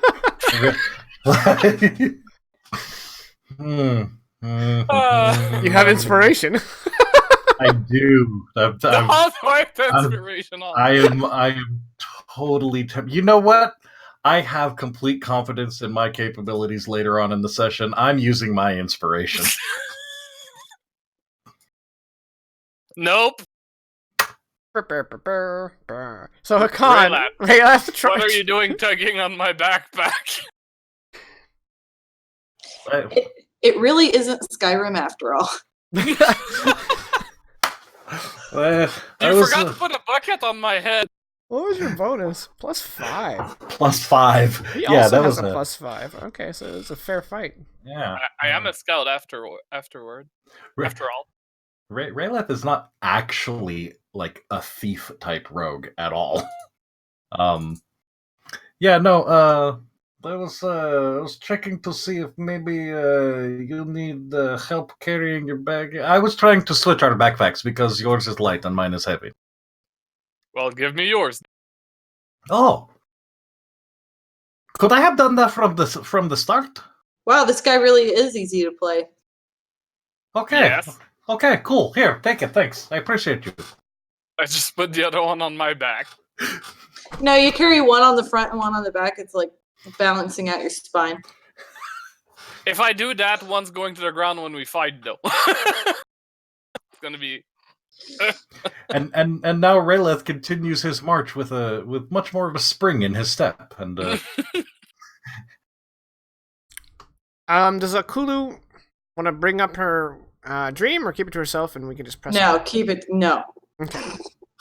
So you march well into the day, and towards the late afternoon, you arrive at Hondalibin. Hondalibin is a lot like you've come to expect.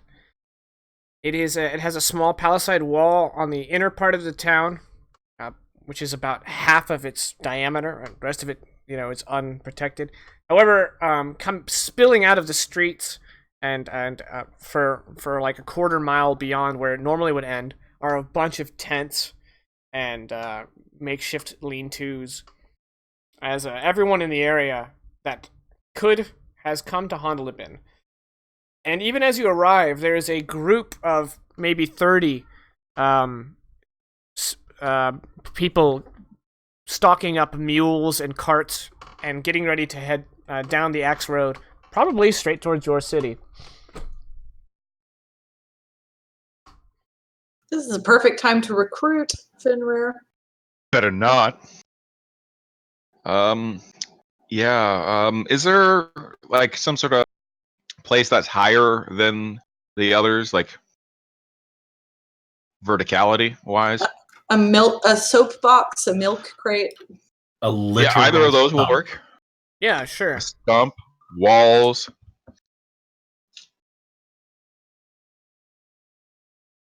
Fenrir will find it. Okay. That hopefully is near a lot of these refugees. And we'll get up on top of it and yell out as loud as he can. Hey! Are you tired of your homes being burnt? Are you tired of your friends and family being killed by its dirty snow goblin? Well, worry no more, because we're here to help you. Why does it sound like a commercial? Because it totally is. For one easy payment of you fighting with us, you too can help us retake the Footkeep and your homes and your honor and your pride. For just a low, low price of potentially your life. Dial 1-800 Snow Goblins. How did you get that number? We are heading towards Footkeep to take it back from these damn dirty snow goblins and their whatever masters. Need all the hands we can get. I know you may be tired. I know you may be worn out from fleeing from the journey to here, but this is the moment that you need to ask yourselves, can you just turn and run and flee? Will that actually do anything? No. If we don't fight them here, they're just going to keep pushing south. I have an army of 400 men, and we are ready to kick some snow goblin ass. So if you're ready to kick some snow goblin ass, come on with us. We would be more than happy to have you. We can reclaim your homes. We can reclaim your pride. Most importantly, we can reclaim the being the baddest motherfuckers south of the north. Roll performance. Yeah.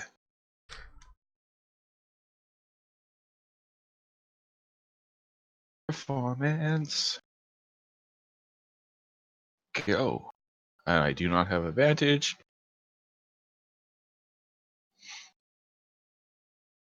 I could have figured out some way to throw in like the Billy Mays here. All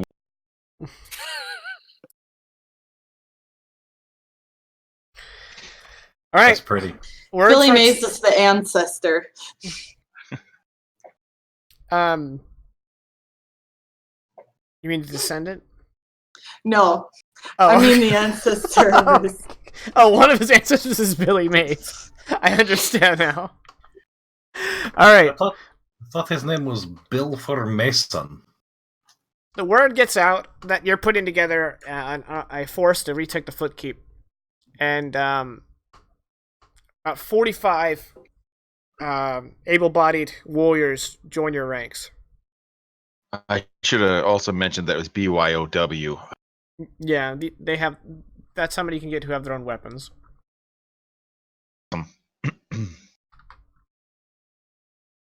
I will go around and personally meet and thank for their service.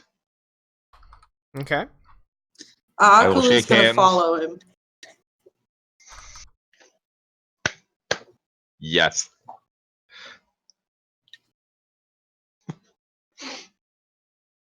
But yeah, I'll shake hands, meet people, kiss babies if that comes up. No, politician it up. But I'm like hella awkward with it. Like, oh, what a lovely boy or girl. Is that a human child? What are you, Mark Zuckerberg? Oh, great. Now I have to not blink. Please don't. It's not good for your eyes. No. All right. Oh, all this commotion has attracted the Thane of the town. Undeliven? Yep. That's it. Ray no worky. So he comes out with a half dozen Huskarls. And he says, I am Thane Gunnulf. Yeah, we know we're in the north. No, Thane Gunnulf. Yeah, we're going. We're headed north now. No, my name is Gunnulf. Oh, okay. Gunnulf. His name's Gun. Yeah. No, it's one. It's not two names. It's Gunnulf. Gunnulf, yeah, I'm with you. Right. Okay. Who are you, and why are you? What are you doing? Who am I? Ooh, that's a pretty tough question. I like to think of myself as kind of a independent, free thinker. Oddman the Younger steps forward and interrupts you. He's like, "This is Jarl Fenrir of Sudrothen, and I'm sure you know me." And he's like, and Gunnulf says, "Oh, Oddman the Younger, yes. The Jarl from Suderhofen. What is all this? Well, Suderhofen is a city to this. No, I know what Suderhofen is, my lord. I just mean, no one told us that the force of, I've been told 400 men were headed. And Odmund the Younger's like, did he say 400? Because there's like 300 of us. I mean, who's to count? We would have sent an announcement of our arrival, but this was a last-minute kind of plan. We figured we'd stop by here to maybe recruit some of the folks that have been kicked out of their homes by those damn dirty snow goblins in order to reclaim it. We also figured maybe you guys would have more information on the status of Castle Northgate, or even Castle Frostvale, or even the Footkeep itself, because we're going to the Footkeep to give them for what? What for? What for? We're giving them what for? Well, come to my hall. We shall discuss things, and I shall prepare a feast for the visiting lords. We don't need a feast. I'm not going to say no to it, but don't go out of your way. He kind of leans forward. He's like, I will not be too extravagant. I mean, we understand food's kind of thin right now, especially with all the extra mouths, so nothing fancy. We don't even need a feast. We just want to crack some casks. We're okay with that. Okay. Then we shall drink. may not be a city. We shall drink, and we shall have some fresh fish from the lake. All right. You have yourself a deal. All right, and while you guys are headed that way, I've got private messages from not one but two of you. Oh no. Yes, Kulu, in every settlement there is some kind of priesthood to the gods.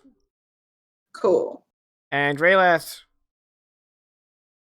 I guess roll persuasion as you network around.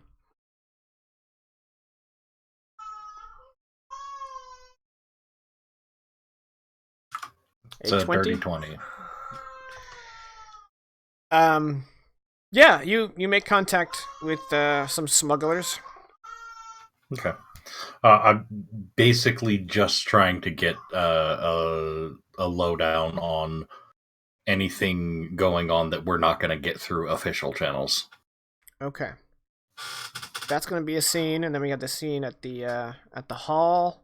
Kulu, do you want to talk with the priesthood? Yeah, I'm pretty much just gonna break off hey guys, I have some errands to run. Okay. And while we're at it, Hakan, do you have anything you want to go do? No, not really, not here. I'll follow the Jarl around, be a bodyguard, and probably attract some unwanted. Alright, we'll probably have time for one scene before the break. My wife is getting the kiddo ready for bed, so once she's ready, we'll go to break. So I think Raylath promises to be the shortest, so we'll do that. So Raylath... But then it's Raylath. This is actually probably later on in the timeline. You probably spent an hour or so networking and dropping the right names and using the right thieves' cant, and eventually you find yourself in an old, well, not an old, but kind of on the docks of the town, because it is next to the lake. So you're in a fishery, and as the sun is beginning to set, you're met by three unsavory looking characters. One of them looks diseased in the face region. Okay. For the purposes of this scene, Rayleth is dropping his accent and speaking fluent Northman. Gentlemen, I was told you could get me the information that I so desperately need. One of them has a dagger and he's picking at his teeth and he's like, yeah, you're interested about that North Army, yeah? That I am. Well, what do you, what kind of business do you have? I'm an attaché to the fighting force that's on its way there now to reclaim it, and any information I can get that my more official associates wouldn't be able to would be greatly appreciated. They exchange looks. Give me an insight check. That's a thing that I have. I believe you. That's a thing that I have expertise in. That's an 18. All right. You realize just from their looks and their sudden shift in body posture that you may have been brought here. And neither was. There may have been some miscommunication because when you say that you're part of the fighting force, these three guys have become very concerned, and it seems that they perhaps have a vested interest in not driving the Northern Army away.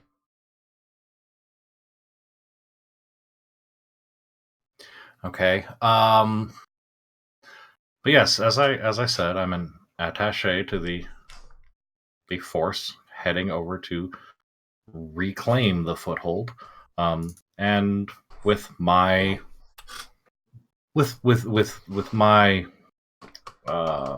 particular line of business, I know that sometimes sacrificing a piece on the board is more important than advancing your own pieces. So anything I can get on this is going to be helpful. What's in it for us? Consideration in future business dealings in Suderhofen. Suderhofen's pretty far away. Right. Travelers returning to the road. Expansion. Additionally, we have a number of refugees from the region that are going to be headed back.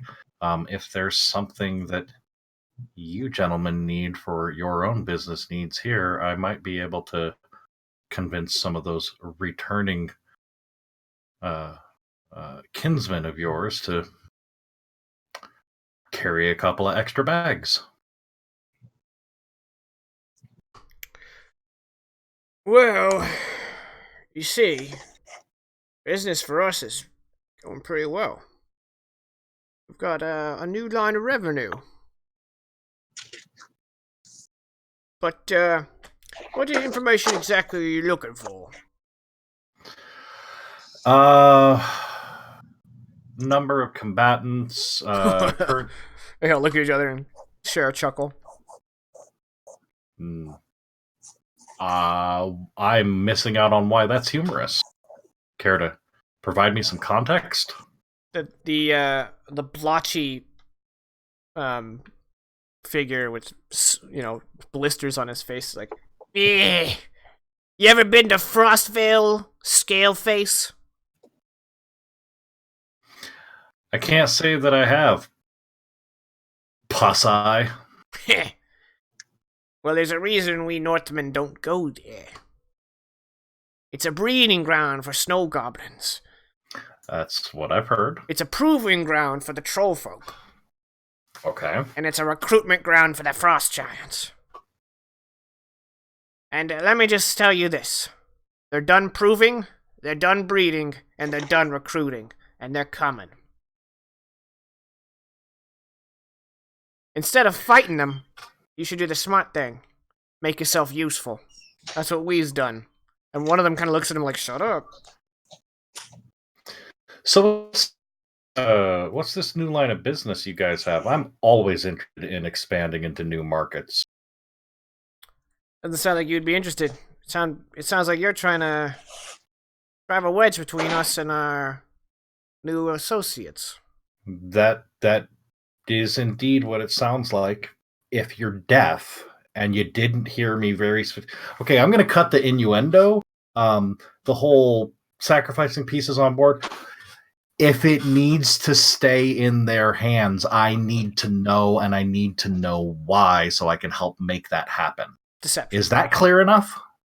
We'll find out with the deception roll.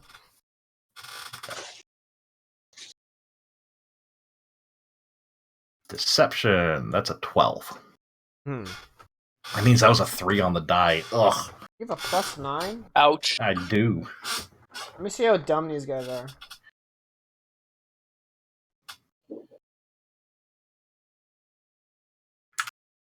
You succeed. Alright, Okay, fair enough. It's 5e. You don't have to roll very high. Right. Bounded accuracy. They're like, alright, well, you know, of all the folk coming down from the Frostvale, the troll folk, they're the most interested in putting down roots. Okay. But they need labor, and their allies are not willing to help. And we've got a surplus of people coming into Hondelibin. Makes sense. So we've been crossing the river with a few volunteers. Right. That's, yeah. And the Trollkin are trading us their newly acquired wealth. For spreading the word of their need for volunteers. Exactly. Yep. You understand. Okay. Absolutely. Yeah, that's not... Now, as for their numbers, there's a lot.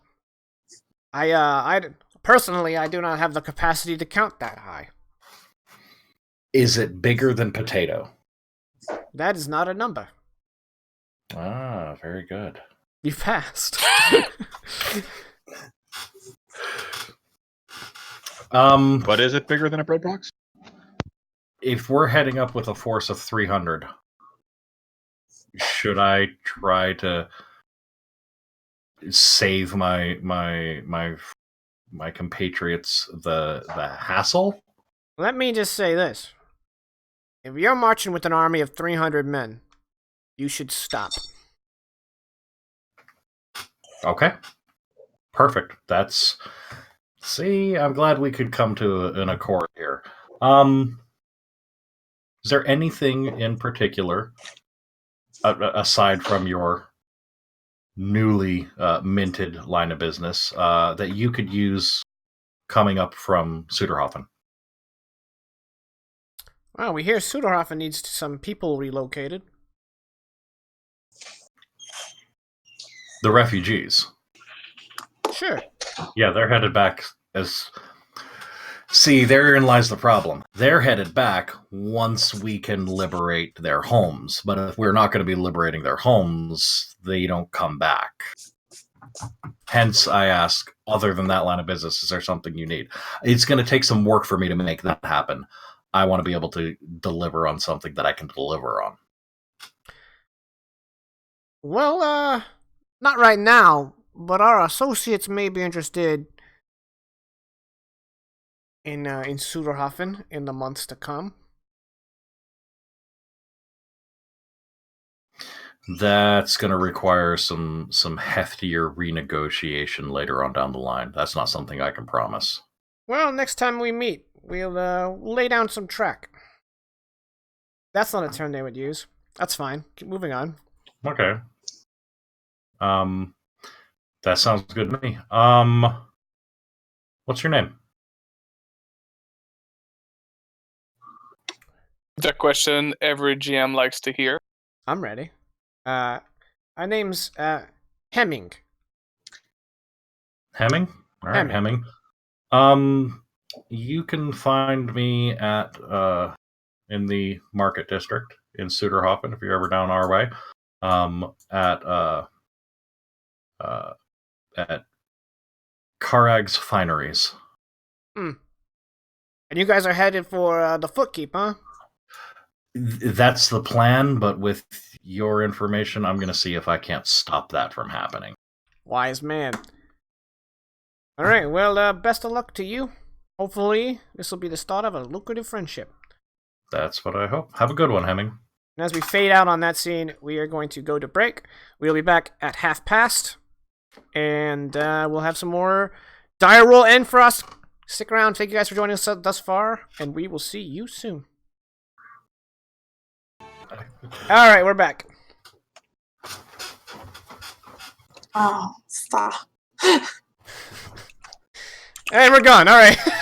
Stream's canceled. And you're welcome.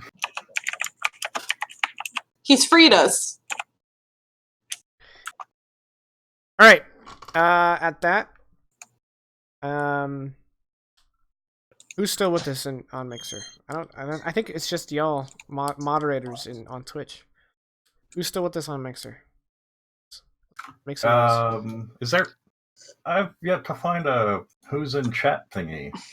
No. I want them to speak. Okay. Well, I see them now. So. All right. So we just had Raylath talk to some underworld contacts, and it did not go the way he was expecting. No. So now let's cut to Akulu. Hey Buddha, thanks for the surge.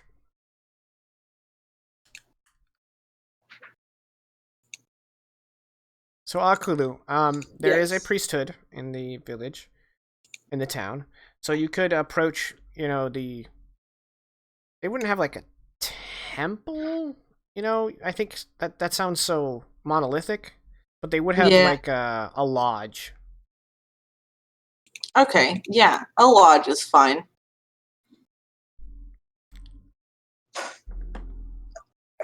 Would I be able to remember the physical description of the location that I dreamt of enough to describe it in detail? Vegas, why are you posting links? It has nothing to do with the fact that you were Surge. Has nothing to do with that. Got it. At all. Nothing. Got it. Yeah, you remember that it was the ruin of Idir's regard. That's right. Cool. I just need mainly I just want to find someone to describe the dream to.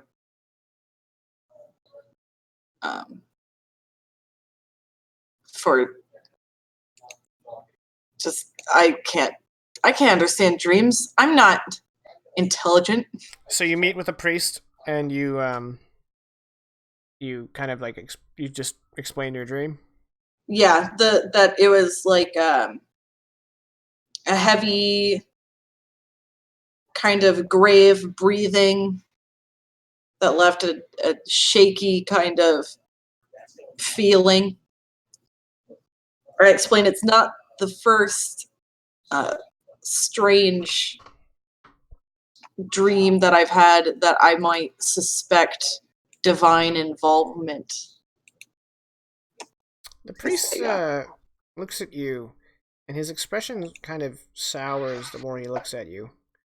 And he says, You have the touch of Torah about your face. No, this is just I actually don't know what this is. Okay.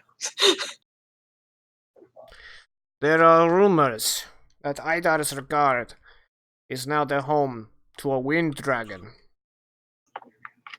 Well, I don't do wind. And then she's gonna stop because she's gonna remember Raylath's breath weapon, and she goes, so the breath is the wind?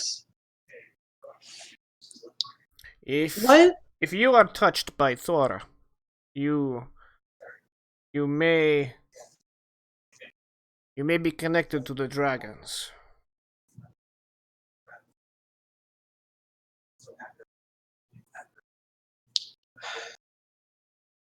How do I not get connected? Okay, that sounds ungrateful. That sucks. What does it mean? What am I supposed to do with that? Well, Thora is a dead goddess, but her children spell death to all better folk. If you saw yourself approaching the lair of a dragon, Perhaps it means you are headed towards disaster.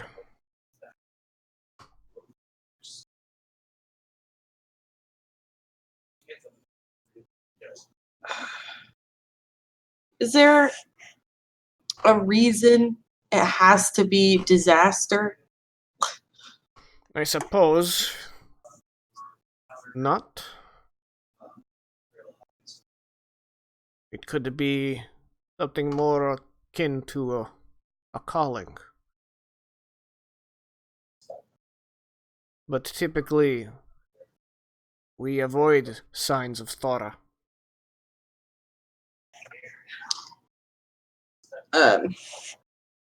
Yeah, this is... No. Instead, you should look for the signs of Ironside, or the fires of Hvitzerk, or the feathered wings of the other one whose name escapes me.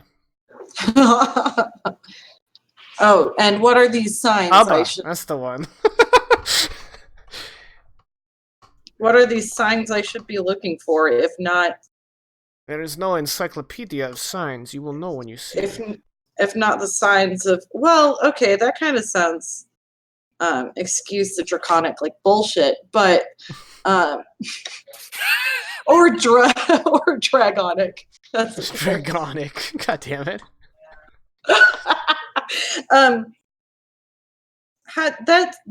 That makes no sense. How, if I couldn't understand what this is all about, what makes you think I'm just going to be like, aha, that's the sign of God I don't worship? If there is danger at Idir's regard, the work of Thora, then a warrior with the heart of Ironside and the will of Abba would face that danger. Well, that's sure as hell not me. Then okay. You should stay away. You know, that was... You've been real helpful, dude. I love what you did with the place. But this sounds like bullshit. Destinies don't exist. This is not for me. You seem like an intelligent guy, but I think you're probably wrong. Many people I have met have spent their entire lives waiting for a sign from the gods. You would be ungrateful and foolish to ignore. I mean, I would say people waiting around for gods to decide things for them are foolish. We are all in the hands of the gods.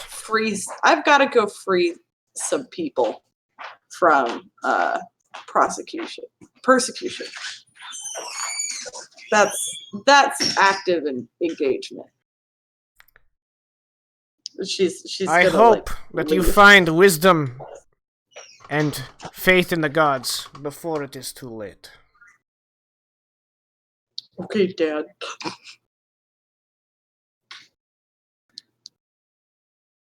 All right. Hakan and our boy Fenrir arrive at the hall.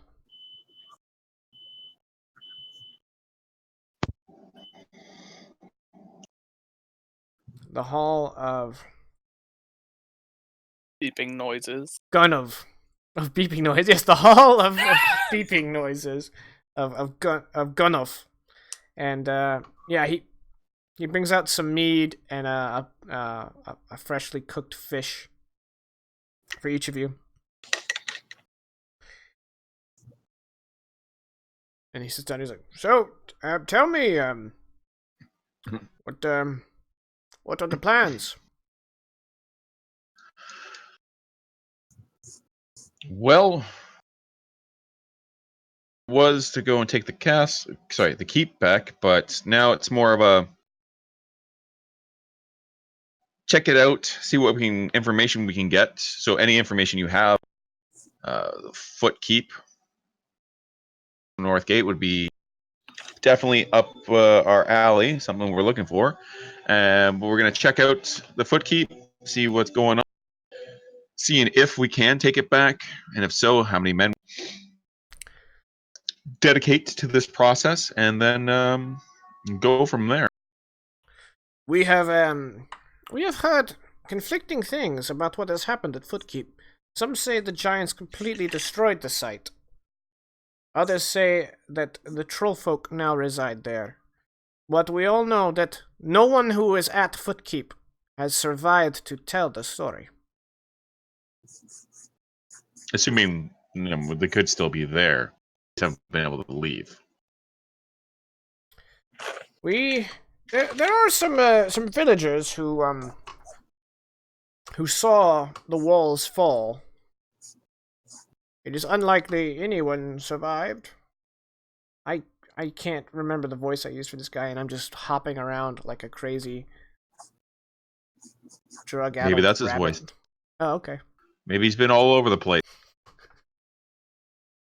I'm just gonna talk normal because I can't. I lost it. I had a voice for him and then it's gone. Do you try your best but don't succeed? Mom spaghetti. Do you have any other information you can share with us about what happened at Footkeep? Well, unlike at the castles, there was no siege, just an attack.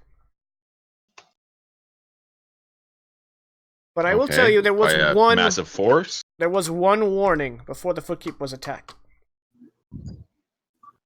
A blizzard descended from Drumlock. Okay.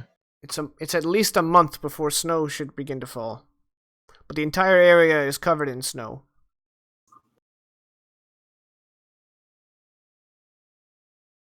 A month early.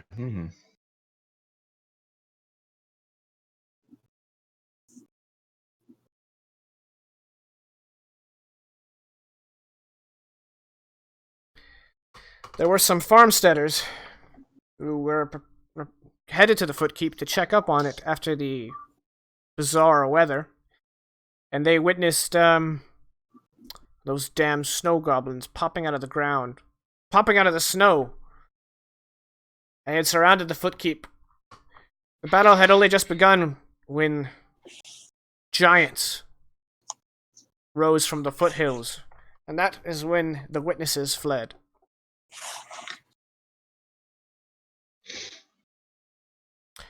I dispatched a herser with 10 men just to get the lay of the land, and they returned and have told me there is no Footkeep anymore. It's gone.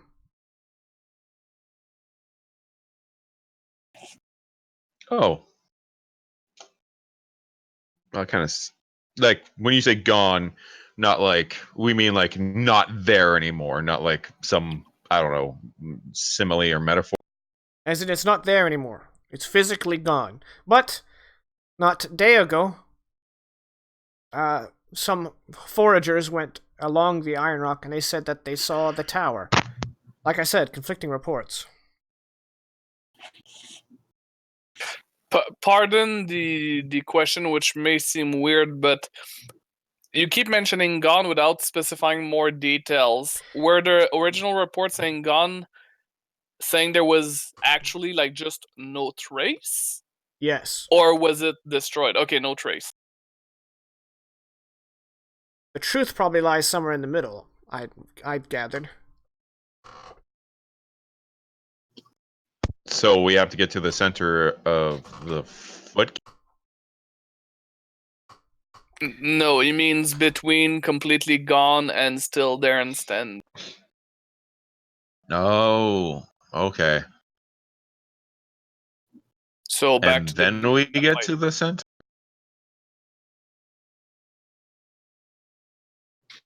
Do not focus on the center. Okay. Okay. Those same 10 men I could assign to your army if their numbers would benefit you. They have their own weapons and armor. I mean, it wouldn't hurt. Are you going to be good without them? They are from beyond Hondalabin. My Huskarls and the Huskarls of the surrounding areas have joined. We should be able to defend Hondalabin for a time, but we have already been preparing for an event that we too succumb to a blizzard prior to a siege, in which case we have made preparations to sail south down Lake Axe and into the game lands. Or we have made contact with the Jarl there, who says there is plenty of room for us to. When this blizzard hit up north, but not north, there weren't like crazy people talking about like seeing birds or ladies in the center of it, were there? Or bird ladies? Strange, other than the snow itself. One of the priests had a dream. Okay. And in the dream, he saw a great snake drinking of the Iron Rock River.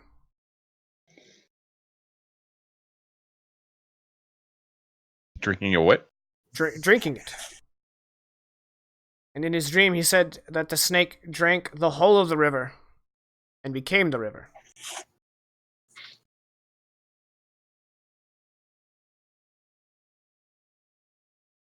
Okay, and we're talking about the Iron Rock. The Iron Rock River.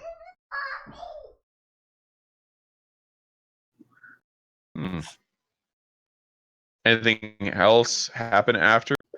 That is the only thing in the way of dreams, but we still don't know what we should divine from that. The priest says that we should stop all traffic on the Iron Rock River, as they will fall into the clutches of our enemies, and so we have. And we have all the boats that would normally go up and down the Iron Rock here at Hondelabin. I see.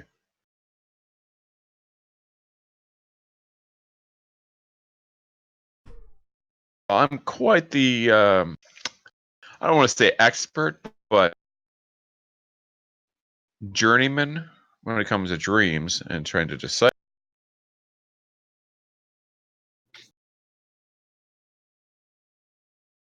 So that is interesting.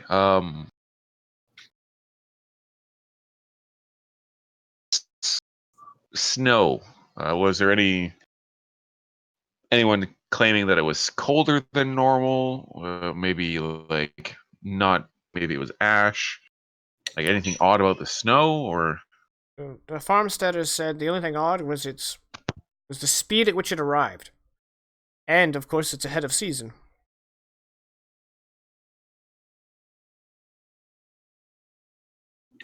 Yeah. I think we might be seeing that so more often.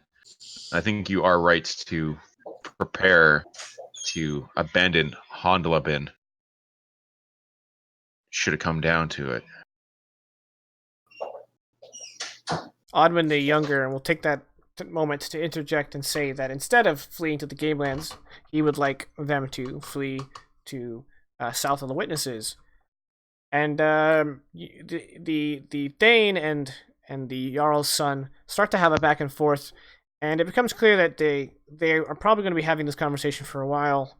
And if you wish to interject, you probably would just have to do it if you wanted more information out of the Thane.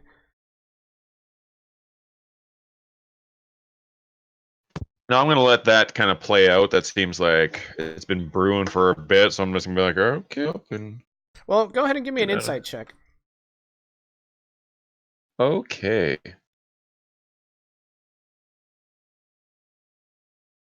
I was gonna say should Akon do it too, but I don't think Akon would be that interested in the politics of the. Okay, with a natural 1 and a solid 1, you don't get anything out of the exchange.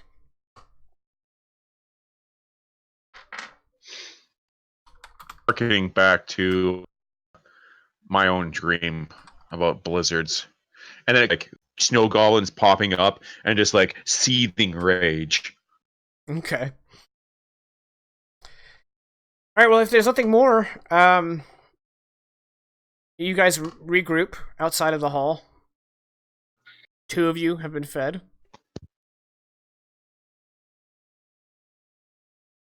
Yeah.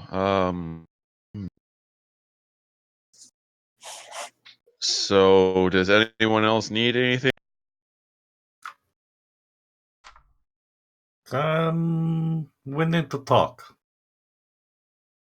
Have information regarding the Footkeep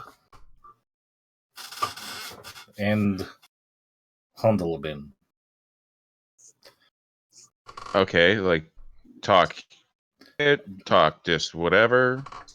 No, it's pretty important talk and probably away from prying ears. Raylath's probably right. We could find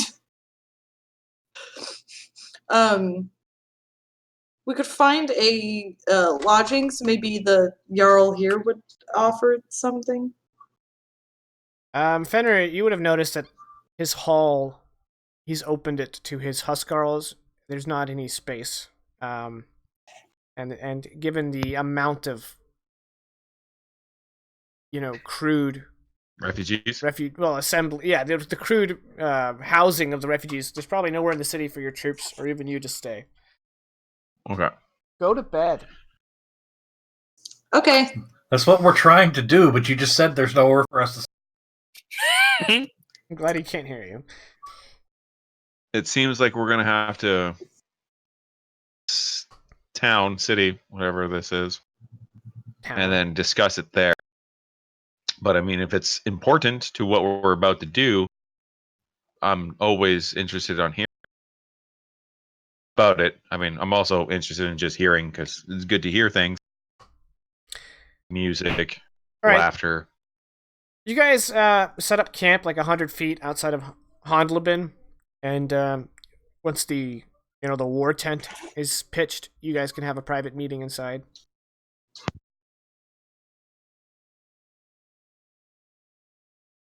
Is this something that just me and Rayla should? No. It's everyone should hear. Yeah, Akalu was just gonna impose anyway. So. I have it on good authority that we are walking into much larger force than we are prepared for. Maybe not at foothold, but overall, coming down from the Frostvale is.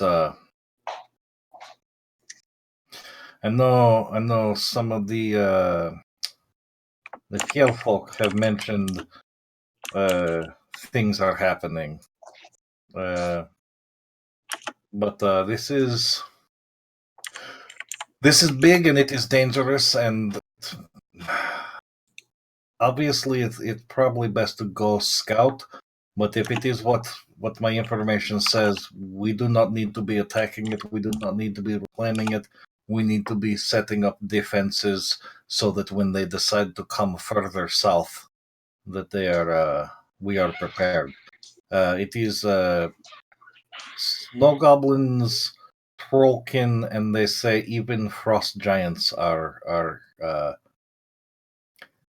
they have completely prepared for incursion into Bjornmars.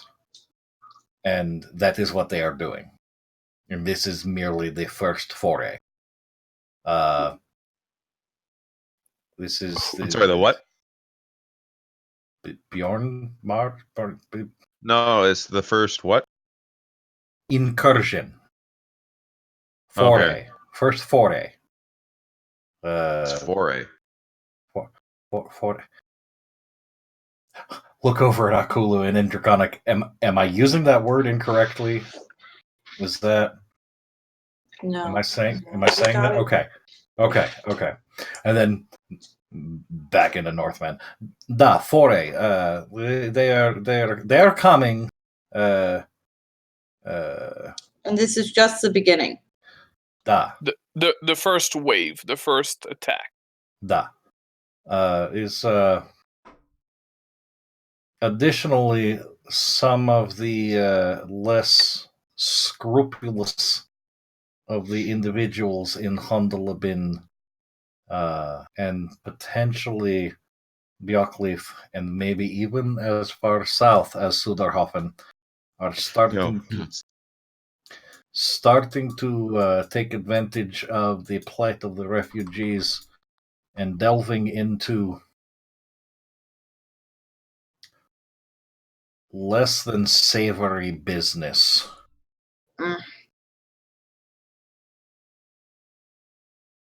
And you've got the information on the enemy from them? I actually have a name of in Hondelabin is dipping his toes into that particular industry, and I'm happy to share the name both with you and with Thane of Hondelabin so he can be dealt with. Well, let me ask you this.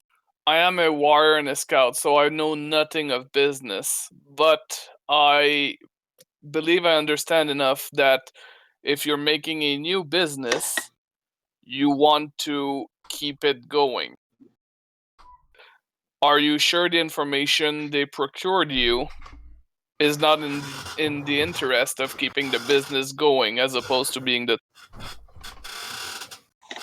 That is always a risk, but I have a good read on them, and they have no reason to deceive me. I gave them no reason. I gave them every reason to trust me, and even if it turned out not to be true, it does not hurt to look into it. If it does turn out to be true and we didn't do anything about it, we are as much at fault for the plight of these refugees as these assholes are. I leave the end decision to Fenrir, but you seem to have a knack in reading people's emotions and lies, essentially seeing through their lies, and I have no reason otherwise to not believe you as a business expert, so thank you. I just wanted to make sure you had done your due. No, as due diligence is always good to keep each other in check. I appreciate it. But yes, well, I'm sorry. I can't do anything here, so it might be best is to bring it to Thane Gunnolf's attention. I will. Hey, is it good for me to bring to his attention, or is it good for you to bring to his attention so that you may, if you are bringing information, you are building that relationship. If I am bringing information, I am building a relationship, and that relationship is one you need to build, not me. But it could also be that he'll think that I'm trying to build a relationship and not mean to, or not, and be false about it. Like he could think that this is some sort of trap. But fair enough. I will go to him with it. I'm happy. You know what? So I make it work. You need to start getting your name out there.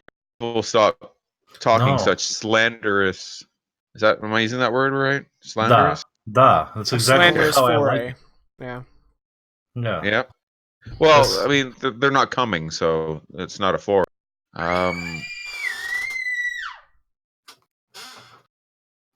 But yeah, you need to prove that you are not a spy.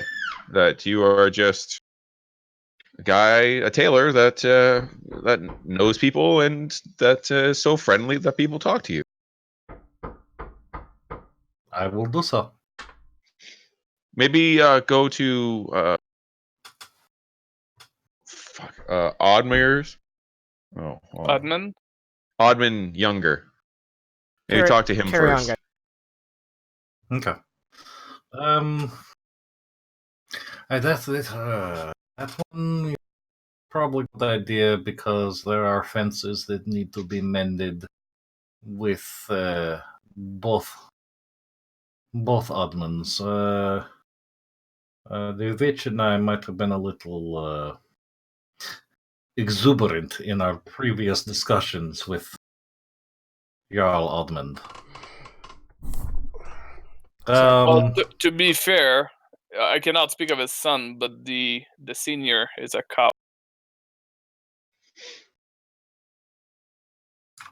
Okay, and? I do not respect cowards. Oh, okay. That's respect is vastly overrated. It's probably good. Yeah, I'll talk to his son. Bring to him first and see if because I do not know all of the politics of the area. Thane Gunman is Gunwolf, yep. Gunwolf, da. Wolf with gun, got it. He is Thane who work for Odmund, da? Yes. Okay, so yeah, bring to Odmund Younger is good way to go. I will do that. I spelled his name wrong.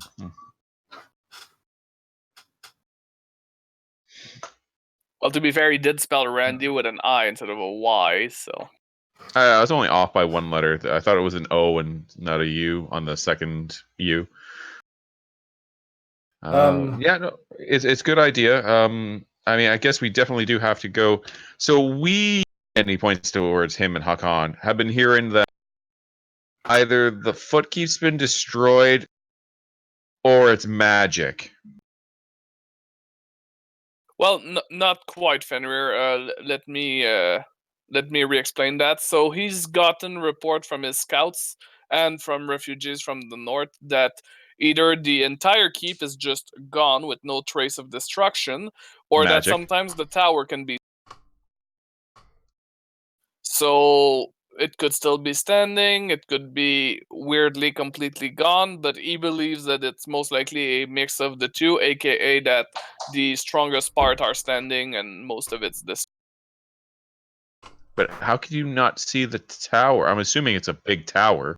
How do you lose a tower and then be like, oh, I didn't see that? Yeah, I'm inclined to believe the magic. I would have not believed the magic until, me happened. Hakon, do you not believe in magic in a young girl's heart? I used not to believe in magic, but then this whole Hakan, thing happened. I've got the magic. Oh. Everything it's you magic, touch. you know.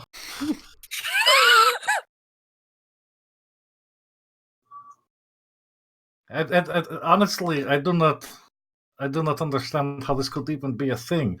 I mean, just look at the witch. Everything she do is magic. Damn it. Yes, she is. I mean, they often say she is a black magic woman, so that does track. I've also been referred to as a witchy woman.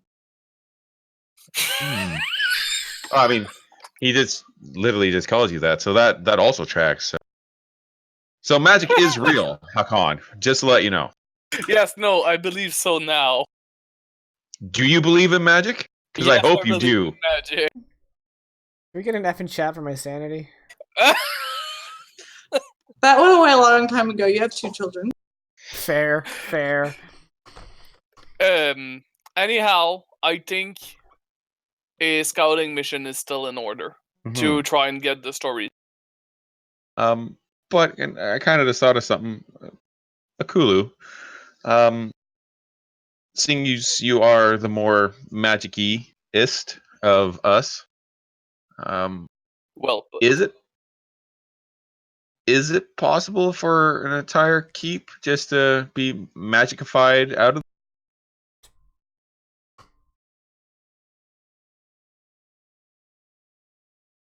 Well, your high-pitched tone is definitely not reassuring. Al, okay. there are many things that can happen or could happen, like freezing people in their tracks with a pattern that floats in the air, or shooting lightning. So why not the I don't know much about the creatures that live in the Frostvale. But if you could strike someone blind, perhaps, then why can't you instead just remove one thing from their sight instead of all things? I'm feeling satisfied with that answer. Okay, so it is possible to I mean, I assume if it's not there anymore, like it has to be like gone. No, what I'm saying is it's like they were made blind to just that one area. So is it possible for someone to lift us up out of where we were? God.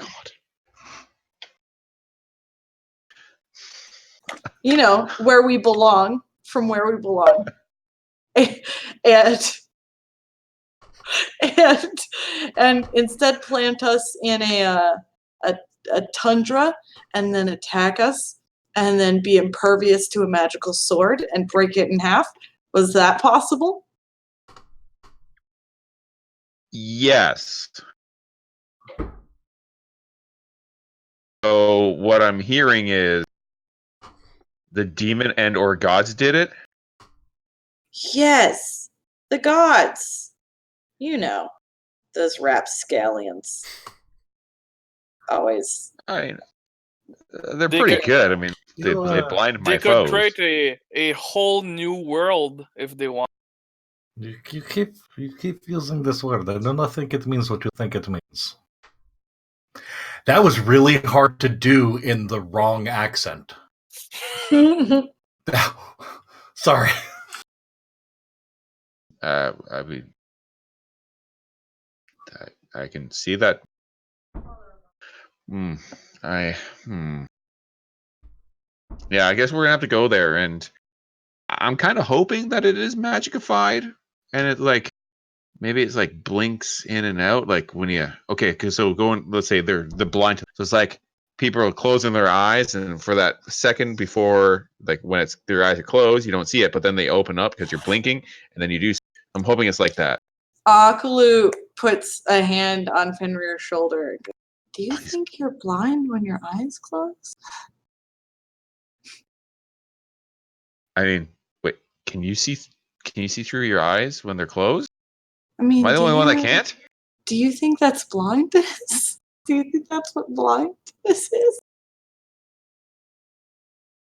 What? No, of course not. That would just be. That'd be like saying dragonic. I know, right? I mean, it certainly would be something that a Jarl would definitely not think, because that's not what Jarl's thinking. I of course, am a Jarl, so yeah. Is it not like? So no, like, you're not blind every time you close your eyes. but you can't see. Yeah, that's just blinking. That's just having your eyes closed. Your enemies, whenever the gods strike them blind, they don't. Their eyes aren't closed. You've noticed. Yes. That's a magical blindness. Like, birds fly, but I've heard of people flying, but they grow wings. So magic, right?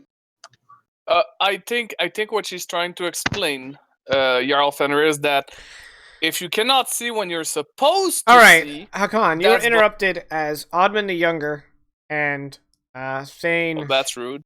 Thane Kiatan entered the... Barge into the tent. Yeah, he's just kind of barged into the war tent. And they stop for a moment, and Oddmund the Younger says, Shouldn't we have guards out there? "Yeah, but they're not gonna. Yeah, yes, you do have guards, but not these guys. You know." No, I say that out loud. Oh, okay. And Oddmund the Younger says, "Sorry, were we interrupting something?" Nothing important. Please. Definitely not people thinking that you're blind when you blink. All right, I'm gonna What can we do sidestep. for you? I'm gonna sidestep that. Having talked with the Thane of the town, it is my belief that we've got all the support we're going to get, and if we're going to move on the Footkeep, we should do it in the morning. Yep, that's what we were talking about. What have you guys been discussing? The fact that we've been hearing strange rumors about the state of the Footkeep? That has been magicified. Yep. Were we listening to different conversation? No, we've been attempting to draw conclusions, but we will not be able to draw those conclusions until we have sent our own scouting parties to clarify the misinformation. But yes, we've got the same reports as you have received. All right. From whom shall the scouts be sent? I will be part of the scouting party. Hakon will be leading our scouting party, yes. Oh, then I see it's well in hand. I will accompany as well. But beforehand, baby Oddmund, I need to have some words with you. Baby Oddmund. Well, I need to make sure my men are situated. I understand that. I am willing to speak with you as you make your rounds. Very well. I assume from this point on you will address me with more respect. I meant not this. What did I say? I meant not. I do not. It could be language. What Come on, what I say wrong? I'm leaving. If you wish to talk with me, come now. Okay. Thank you, Mr. Baby. And as they leave, all they hear is, "Okay, so you aren't blind," and that's like as they leave.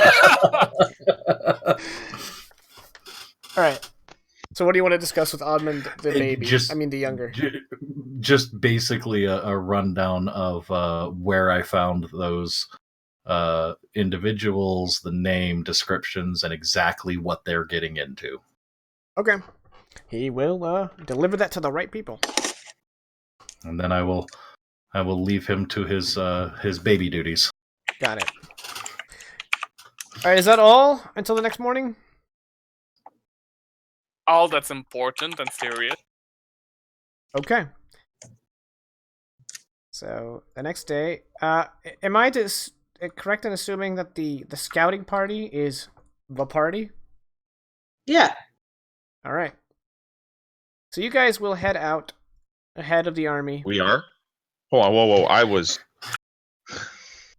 okay, so, like, this is actual PR. Like, we are all going? I thought we were sending, like, Hakon Hakon volunteered. And apparently we're not allowed to split the party.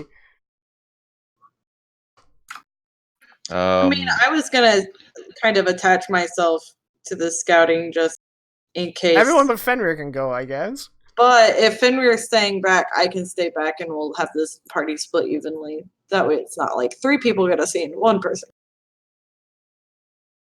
No, you 3 can go. Okay. Fenrir is putting his trust in you guys. Yeah, but I don't trust anyone. As the misplaced trust leaves.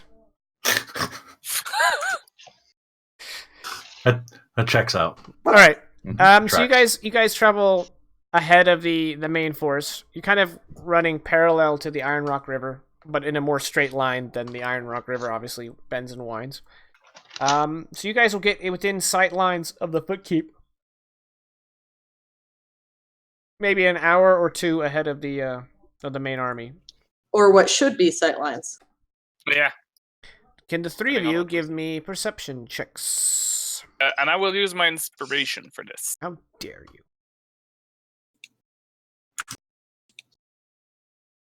Oof. I was literally about to say, I don't need inspiration. Well, look at what mine gave me, 21 to 21. So. All right, well, Aakulu is looking in the wrong direction. However, Raylath and Hakan, the first thing you see is there is something there. The second thing you guys see is that the tower, the keep of the Footkeep, has been toppled. Almost cleanly. Like a toy, essentially, like just... Well, not as clean as that, but it has been knocked over and the shape of it has been maintained and it's knocked on its side. Yeah. Like cut at the root and exactly, like a felled tree. Hakan. Yes. With your superior scouting ability, you are able to make out that inside the keep itself, even the part that's knocked down, you see movement, some of it larger than human. Although we're still far away from it, I still whisper, just, in case there's things around us. I whispered to the people close to me, which I assume is Raylat and possibly Akulu, that, the keep, the Footkeep is there. It's not invisible or gone. It's fell down, although Raylat already knows that. And there's movement in there, so it's occupied by things that are in some part bigger than humans, so giants, frost giants, as we should expect. I haven't seen frost giants, but that's what I assume. Out of character, didn't you also hear that there were rumors that there were trolls residing in? Yes. Yeah, so that too. Anyway, there's those big guys and smaller guys as well. But I can't really count or... You can only count to potato. Yeah.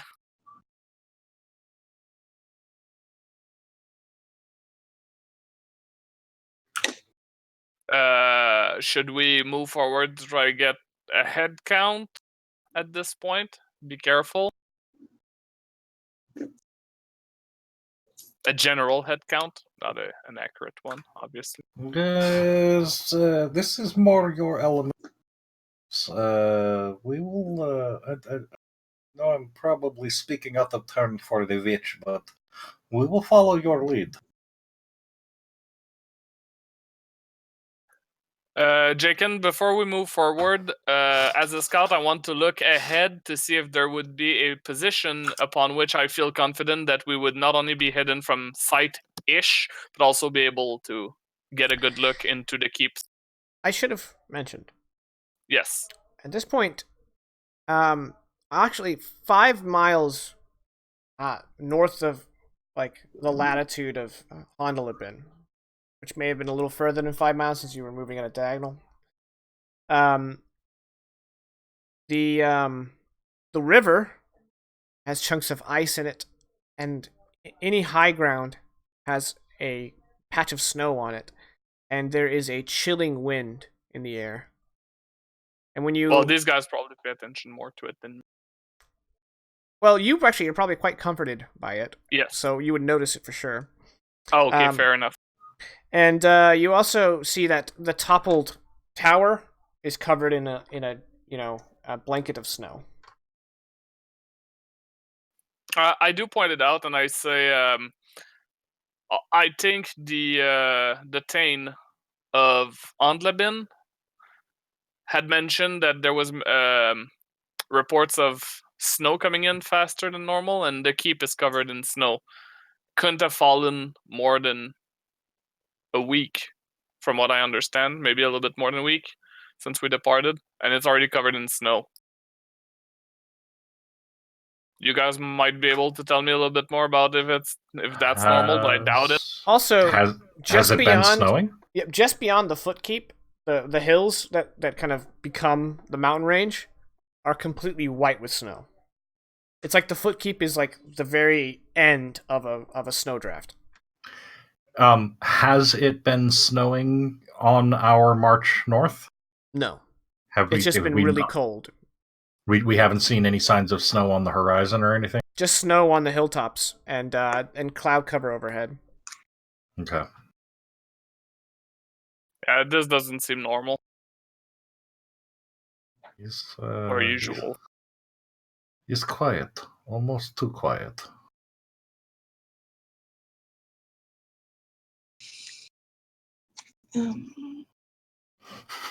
Well, I'm still checking. My plan still hasn't changed at the moment. I'm still gonna look ahead to see if I can find a lookout point that's closer, so I can get a better idea of their numbers, even if it's well, unfortunately, from the direction you're coming in, the Footkeep is higher in elevation, so you will be like, it's a very, very slight incline up to the Footkeep. Yeah. It's not very sharp, and it kind of, Yeah, rolls. We might stand out against the snow on the higher point. Yeah, you're basically covered by green grass and white snow. Yeah, and otherwise it would be like this, and then you could get a higher point, but that would be stupid to do. So yeah, that'd be like half a day's detour. Yeah, no, definitely. I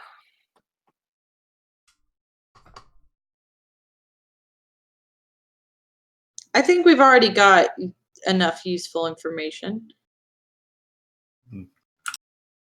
But do we? I mean, we know that there are things in there, but we can't easily get numbers. And I'm gonna be honest with you guys. I know that I have considerable power, but I don't know that we would be able to. I don't know that we would be able to defeat another scouting party in Hakon's stealth technique.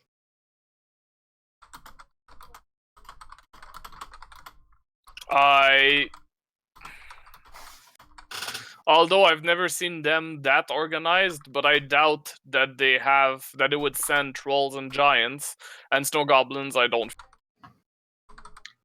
I fear snow goblins getting away. And in the distance, you can just hear snow goblins.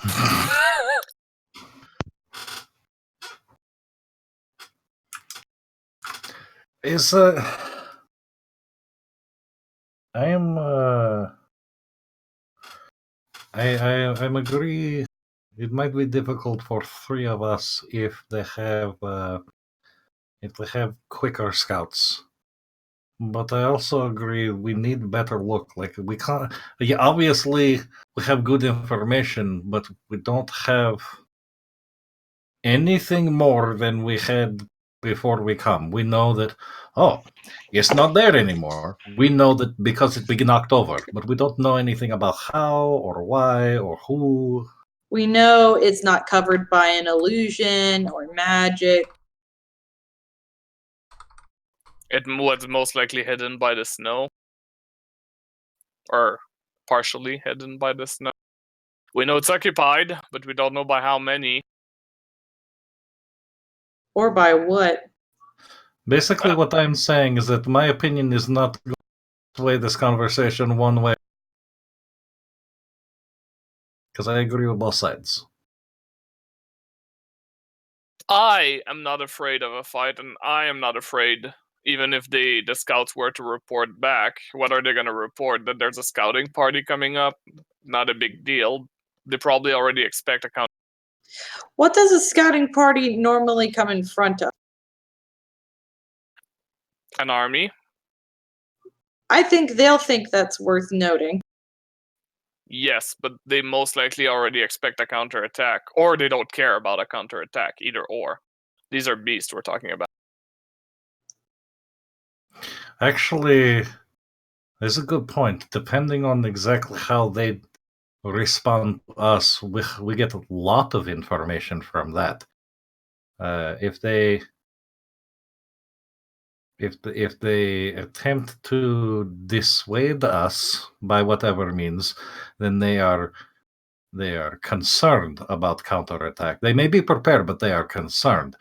If they do not seem overly concerned with us, then they are not overly concerned with counterattack. Is good information either way. That's a fair point. It may be worth actually trying to be seen. We can get close enough to see and be seen and make a hasty retreat, but I don't have a lot in my arsenal for hasty retreats. It is fine. If it comes to that, you guys retreat. I'll cover your retreat.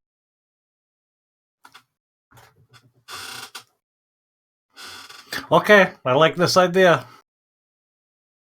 And additional information we would get from this is if they flee from us, that means that they are organized. These beasts normally are not. They would not go back to report information, as Akulu pointed out. But if they do that, that means that they're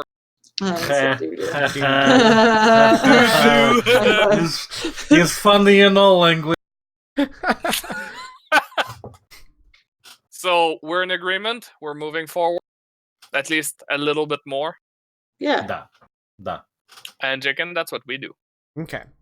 So am I correct? You guys are trying to be seen, so there's no stealth rolls? Correct. You're trying to poke, we're trying to get the nest? close and then be seen, but yes. Okay. You guys get a few hundred feet away. When suddenly, from a up facing window of the toppled tower, a little creature emerges, a flying creature. It appears to be what you imagine an evil fairy made entirely out of ice would look like. Mm-mm. And it flies up and hovers for a moment, locking eyes with you, and then darts back inside. Now let's see how they respond. Even though I'm not there, did it look like those ice things that we fought? It had a similar sort of motif, but it had obviously different characteristics.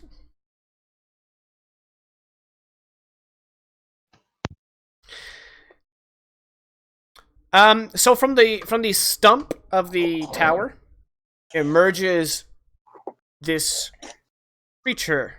Hakan, you know it well. It is the size of a pony. And it's a wolf. And it is white-furred and is the shape of a wolf with piercing blue eyes. Like someone shined a light through ice.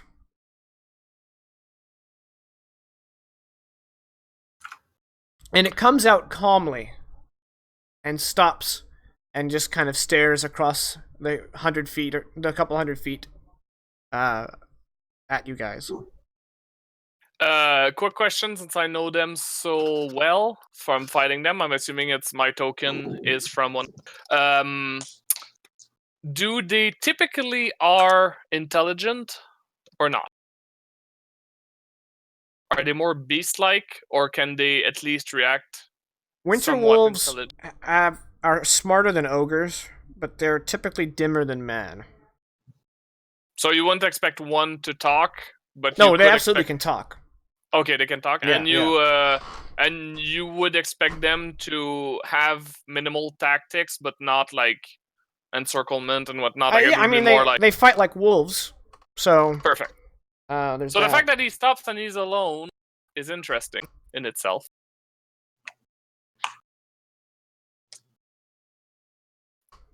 And that's actually something I'll point out to Akulu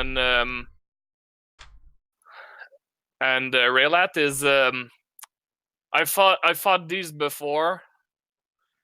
Just like, well, not just like wolves. Their kind fights in packs, so one alone is interesting. Plus, now they've definitely.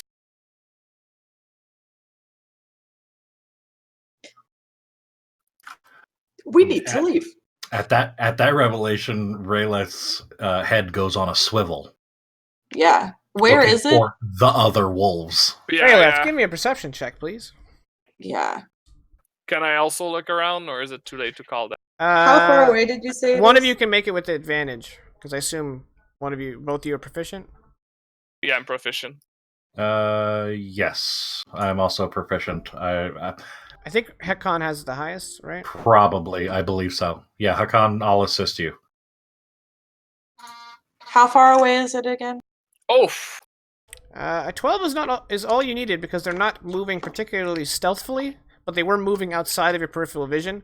When you look to your right, you see 3 more winter wolves at a jogging pace, swinging around to intercept you guys.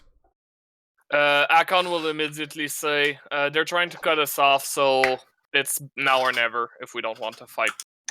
I've asked a few times. I don't know if you can hear me well enough. How far away did you say that first one was? Is at a keep, essentially. So I'd say about 250 feet away. Okay, cool. Yeah, I think the first time you said it, your camera kind of glitched out, and I didn't quite hear it. Sorry. Yeah, all good. I wasn't ignoring you. Yeah. No, I was in the midst of stuff. Heard. So I assume you guys turn around? Well, Icon grabs his maul and lets the other two decide, but he's either No, fight or fly does not. Turn around, but hold your weapon, buddy. Yeah. Let's at least get moving. Okay. It should be obvious to you guys that a winter wolf could outpace you. Yep. Yeah. So no point in running. We're just trying to get away. What? I mean, like, we're just walking back toward the army. Even if we run, they can cut us off if they want to or something. We're just, like, walking alongside them because they're jogging, right? So we're walking alongside them back to... I'm definitely moving with some urgency. We still want to get further away. What do you mean we're walking next to the wolves who are attacking us? Okay, then we're running. Yeah, that's bow is being drawn, arrow being knocked, we're running, and I'm going to shoot the first one that lunges at us. All right, they are swinging around, and it looks like they're trying to get in front of you, and they will probably do so. I think the only person who could conceivably outpace them due to D&D mechanics is Raylath. Yep. Also, he has got increased movement speed that he is a wind. So, Raylath, if you wanted to go full tilt sprint, you could probably get away from them, but you'd be leaving your companions in the dust. I would. How far back is the army? They're about an hour away. Oof. Yeah, I don't. By I foot. would like to. So a mile. I would. I would like to.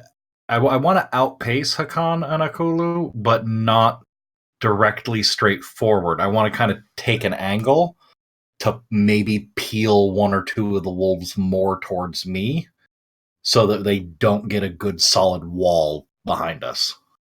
Does that make sense? Yeah, and kind of like split them up? Yeah. Alright. Inevitably, the three of them get in your way. And they stop about 50 feet in front of each of you. But they don't come at you. They just stop and kind of stare you down.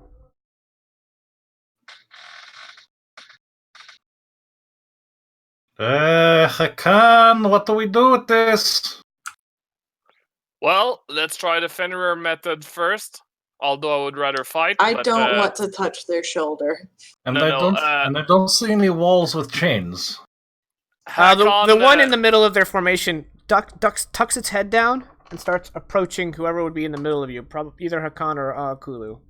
Well, Hakan would step forward. At that moment, the one steps forward, Hakan steps forward. Maul at the ready. So it comes up to you, and it stands it would stand at eye level of a man, so you're probably still a bit taller than it. And it looks at you. And as much as its mouth can, it gives you a doggy grin. I did not need that in my life. Does it wag its tail? No, I'm pretty certain no. But it does say in Giant, because it recognizes what Hakan is. It says in Giant, I hope you brought lots of friends. And Hakan smiles back at him, like intimidatingly, and says, "More than you can carry." He straightens up and he goes, "Good." And then he yips, and the three of them peel off and go around you and start heading back to the tower. Hakan, for a moment, just stands there, and then he turns at Akulu because she's the one still close enough to him because Relat took a small detour, and he says, He's not quite sure how, but he did.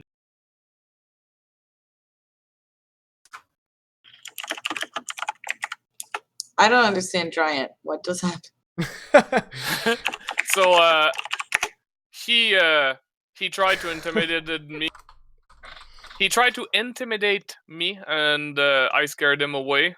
At least that's what I think. Wait, is he Like, as in he walked off? Did you roll?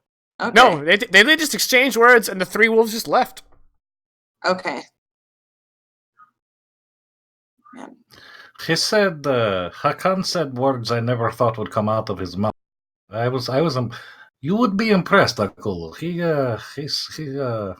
It was witty. Right. Nice. If you guys head back, in about half an hour, you'll meet back up with the army, unassailed by any more followers. So I see you immediately, meet with Fenrir and the other lords who are probably marching together. Not exactly immediately. I'm gonna quickly change my pants. Okay. With a pillowcase, because I didn't bring any clothes. Oh my god, you're just wearing a repurposed pillowcase as a little flimsy kilt. Just when Relef means change, he means color, he means cut, he means design. He changes his... Yeah. Yes. He cuts a hole for his tail in the pillowcase. Actually, Dragonborn don't got no tail. Oh, that's right. Yeah. Because they're lame. But Rayleth does. Bwomp, womp, womp. He's just a lizard. It's vestigial. Hey, you take that back. I don't even know what it means, but you take it back. Right. So what do you guys report? So Akon will start speaking up, and then he will let Raylat and Akulu correct him if he says anything wrong. But he's going to report that the keep is actually there, Footkeep is actually there, but it has been pretty much destroyed. The reason why it's been declared as missing is because it's covered in snow, which is rather unusual. And white on white might make it hard to discern in the distance that it is, in fact, still there. It is occupied by enemy forces, at least that's the assumption. Some giant frame or silhouettes, so trolls and frost giants are the assumption here, and smaller frames, which are most likely snow goblins. And yes, he lets Fenrir do his and then he goes, interestingly enough, they have flying creatures. Jacob, correct me before I say this, have I ever seen one of those? I don't think so. Roll history. Not snow, Pixie. It's okay. If you say you don't believe in them, they'll go away. Sorry, it took me a while. No, you personally never heard or encountered one of them. So yeah, they have some weird creatures made out of what seems like ice that are flying. So I don't know what these are, and they have frost wolves for sure in their army because we. The one thing that worries me the most is they seem organized. I've never seen them organized.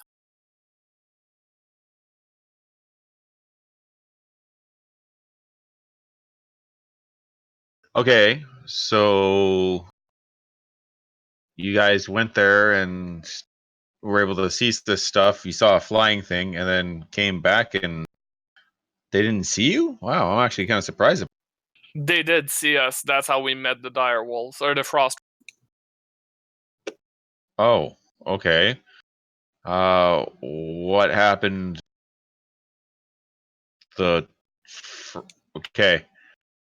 The frost wolves. They're not made out of snow.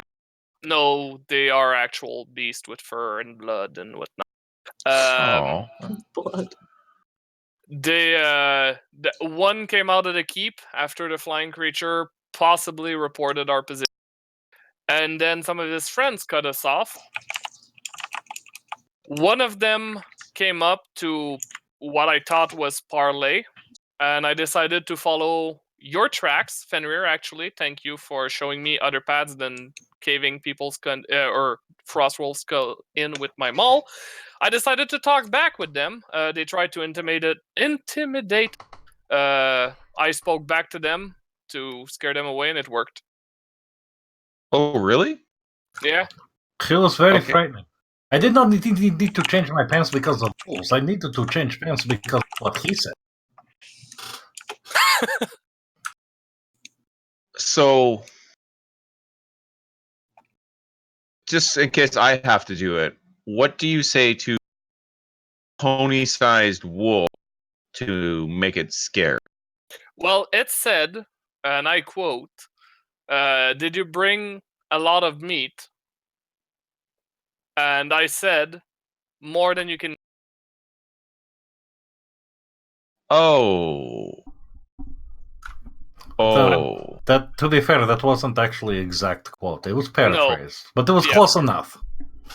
And the reason why I said this is simply to scare it away, because I didn't want to reveal the actual number of people we have. I also do not lie, and I doubt the wolf could have counted that high. But it's gonna know that we have a big force, and then prepare for a big force. We had established this already, that the moment they saw us, they would know that a scouting party does not scout for no reason. So the moment they saw us, they knew an army was. And if I had said we've got 20 people, they would have laughed and done nothing. Probably mauled us to death, or at least tried to. I would have relished the fight, but Oddmund. We also use scouting party. Go ahead, finish. We also use scouting parties just to get information, and it's recently attacked. They'll send parties up from the closest town to see what's going on, and we could have been possibly from Hondelbin. Oddmund the Younger is like, well, it stands to reason, given the colorful assortment of scouts we sent, that this was no ordinary patrol. Look, just because Raylath dresses that way. No, I meant the everything. What? Well, you have... Okay, I guess Hakon's big. Hakon's a Fjellfolk, and Raylath's a Dragonborn. Yeah. And are you half Dragonborn? What's, No. That just... Okay, look. I'm not gonna give you my life story. It just happened, okay? And is spreading, so... It doesn't hurt, though, so I guess it's fine. So what happened was... So Oddman turns to Fenrir and he says, well, we've come all this way. But it sounds like there's not much of a keep to liberate. No. So, I don't... Should we even bother fighting them? I mean, it'll still be diminishing their numbers some. Maybe they're a force sent to just... when you send a force to, like, harass other forces, like, and their point is just to gauge strength and also just deal as much damage as possible, maybe they're that. Yeah, and Clacker, who's been beside you on the march, he says, I wouldn't mind blooding their nose a bit. Let them know that they won't take Bjorn Mars without a fight.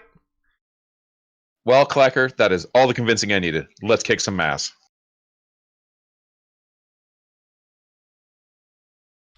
All right.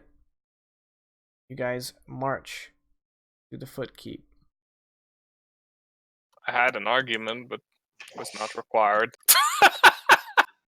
As you guys get into sightline of the fallen tower, snow begins to fall.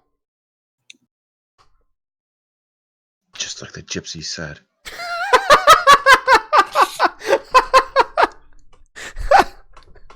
It's like the gypsy woman said! God damn it.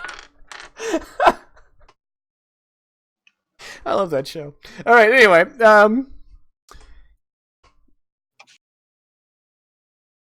So your force starts to sprout out into battle lines.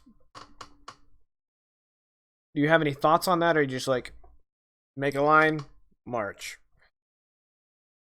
I wouldn't mind having a force ahead of us to draw them, acting as if kind of doing like a fake show of force, like we send, say, like a third of our guys in a normal battle line. Once they send out, if they send out like a big force, we draw them back into the waiting end of the rest of the people. Okay. Your men won't be concealed, though. They can see your whole number. Because we're fighting uphill. We're fighting up a hill. Yeah. A very slight hill. Yeah, then fuck. Okay. Yeah, then fuck it. Let's just go. Balls to the wall. All right. So your men and Oddman's men take up the center, and then the lords, the two Thanes are next to you on either side, and then the assortment of recruits and conscripts and volunteers on the wings. You want to say anything to your men before marching up the hill? Yeah. Men, women, people of this great land. They have taken much from us. They have taken homes. They have taken lives. Taken brothers, sisters, mothers, fathers. But today we're going to take something from them. Today we're going to take their lives. Today we're going to take back our homes. Today we're going to take our pride back. Today we're going to take our freedoms back. We will not go quietly into the night.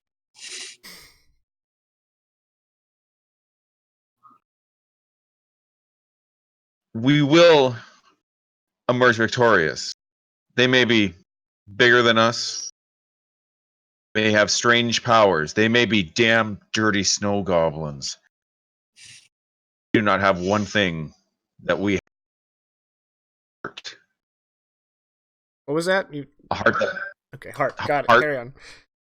A heart that beats in all of our chest. A heart that beats with the pride and the lifeblood of the Bier. Yeah, the Bear folk. Bier folk. I have such terrible times with these names. He doesn't say that, obviously. What you would refer to someone from beyond Mars is Marzian. So, if that Marzian? Marzian, yeah. Okay. We have Marzian blood flowing through us. The same kind of blood that has kept our lands free from terrors from the north for decades, centuries. They don't know what's coming. They may have the elements on their side, the climate, the storms. Don't matter. Let them throw whatever they want at us. We will walk through it. We will laugh all the way to the halls of Hyde if need be. But at the end of the day, we will emerge victorious. They will know what the true heart of this people that they are trying to enslave is worth.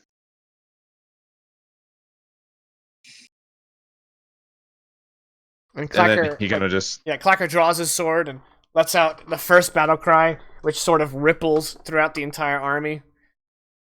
And with fresh vigor in their lungs, the 325 plus party members and lords start marching up the hill. And just when you guys get to a distance of no return, an incredibly fat but stout for his kind giant emerges from the ruins, the toppled ruin, and in his hand is a impossibly large horn. And he looks out at you guys and throws his head back, and his big jowls jiggle, and he brings that horn up to his lips, and he lets out a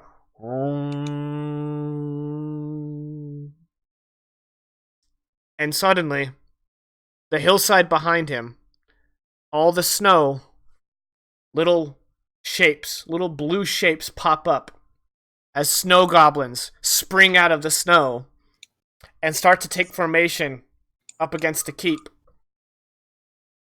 And then more. And then more. And amongst their ranks, they are joined by winter wolves.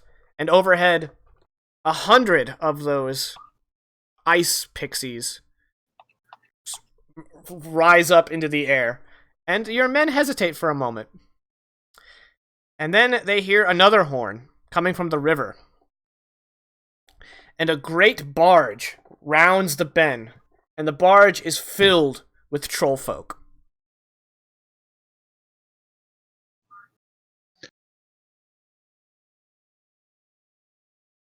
Okay. Was not expecting. Hold on, I'm just looking at something real quick because I want to. Oh yeah, a liar.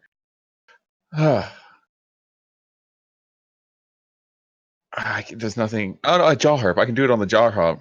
So busting it as jaw harp. Fenrir just hears these horns going off, looks to his, puts the jaw harp in his mouth, and doom doom doom doom doom doom doom doom doom doom doom Oh. Yeah, and Rayleth will absolutely hearing that pull out his shawm, which is essentially oboe, and screech out the ah. God, I hate marching with this army. And Oddman Jr. seeing his, I called him Jr. Oddman the Younger, seeing his moment, thrusts his sword ahead as the music is playing, and goes, "For the Red Deer Veld! Charge!" And your men pick up, shields in front of them, blades at their side, and rush. And with almost a gleeful howl, the snow goblins oblige and begin diving down the hill. And right, we have the camera situated like at ground level, and right as the two armies meet, as blades cross, cut to black. That's gonna be the session. Yeah, I knew it was coming. I was like, no. I was hoping Interesting part. I was hoping we'd get to the fight tonight, but we had a lot to say. Yeah. We waste a lot of time. I wasn't gonna say it. I wasn't gonna say it, but she really said wasting. it. No, it's What, not really... you think we don't know? All right. So next session, we will start off immediately with this battle and the party's specific role in the battle, because they're not going to fight every single guy in front of them on a battle map. That would take sessions. So, okay. Let's go to shoutouts. Caddy, you want to do a shout out today? Yeah, sure, I'll do one. Okay. Hey everyone that's watching, hope you enjoyed what you saw. You can check me out on the Twitter at Fisto Roboto. I post D&D stuff, mostly from my in-person game, although I am trying to expand on that, but it's pictures from when we play, pictures of miniatures that I get, of battles that I try to set up. Also just me trolling my players with making them think that the baddies that they're learning of are one thing, but I'm actually tricking them. Something I like to do. You can also check me out on Instagram at PR the Airsoft Guy. It's more nerd stuff, not quite D&D, although most of the people I play Airsoft with, either I play D&D with or play D&D. So it's just a bunch of D&D nerds pretending to shoot people. Good times. A project in the works that I have an actual date, and just want to make sure I get it right before I say it. That would be awkward. It's happening the 14th. Yep. October 14th, I will be starting a streaming game in a kind of a world that has the same technology as 1930. So elevators, cars, airships, movies, everything that makes the 1930s awesome, we'll have in this game. But it's also D&D, so there are goblins, kobolds, magic, everything fun. It's going to be an interesting blend. We will be broadcasting, obviously, on Mondays. Is this 7 p.m. Eastern till about 11 p.m. Eastern. We got some interesting players and some characters, so I'm hoping that's going to be casts from this game make guest appearances once in a while. But yeah, official date is the 14th of October. And it's going to be a lot of fun, or it's going to be terrible. I don't know yet. I'm hoping it's going to be a lot of fun, but you never know. All right. Well, thank you, Pierre. I'm looking forward to that. I will tune in 14th. That being said, thanks everyone for tuning in. Please follow everybody on the Twitter, and we'll be back next week with this big clash. Someone isn't going to be here next week, right? All right. I'm going to take some bad guys out. Yeah. Okay. Ow. Ow. I'm sorry. All right. I can hand my healing potions off to somebody. Okay, we'll do that after the stream. Yeah. So next week we'll have the big fight. I'll try to get Sko if he's available. Potentially, yeah. Okay. I'll talk to him. And then so we'll have the big battle, the first major battle of the campaign, and I do mean first. So you'll want to catch that. We'll see y'all next week. Everybody have a great night, and thank you once more for tuning in. Goodbye. Snow goblins.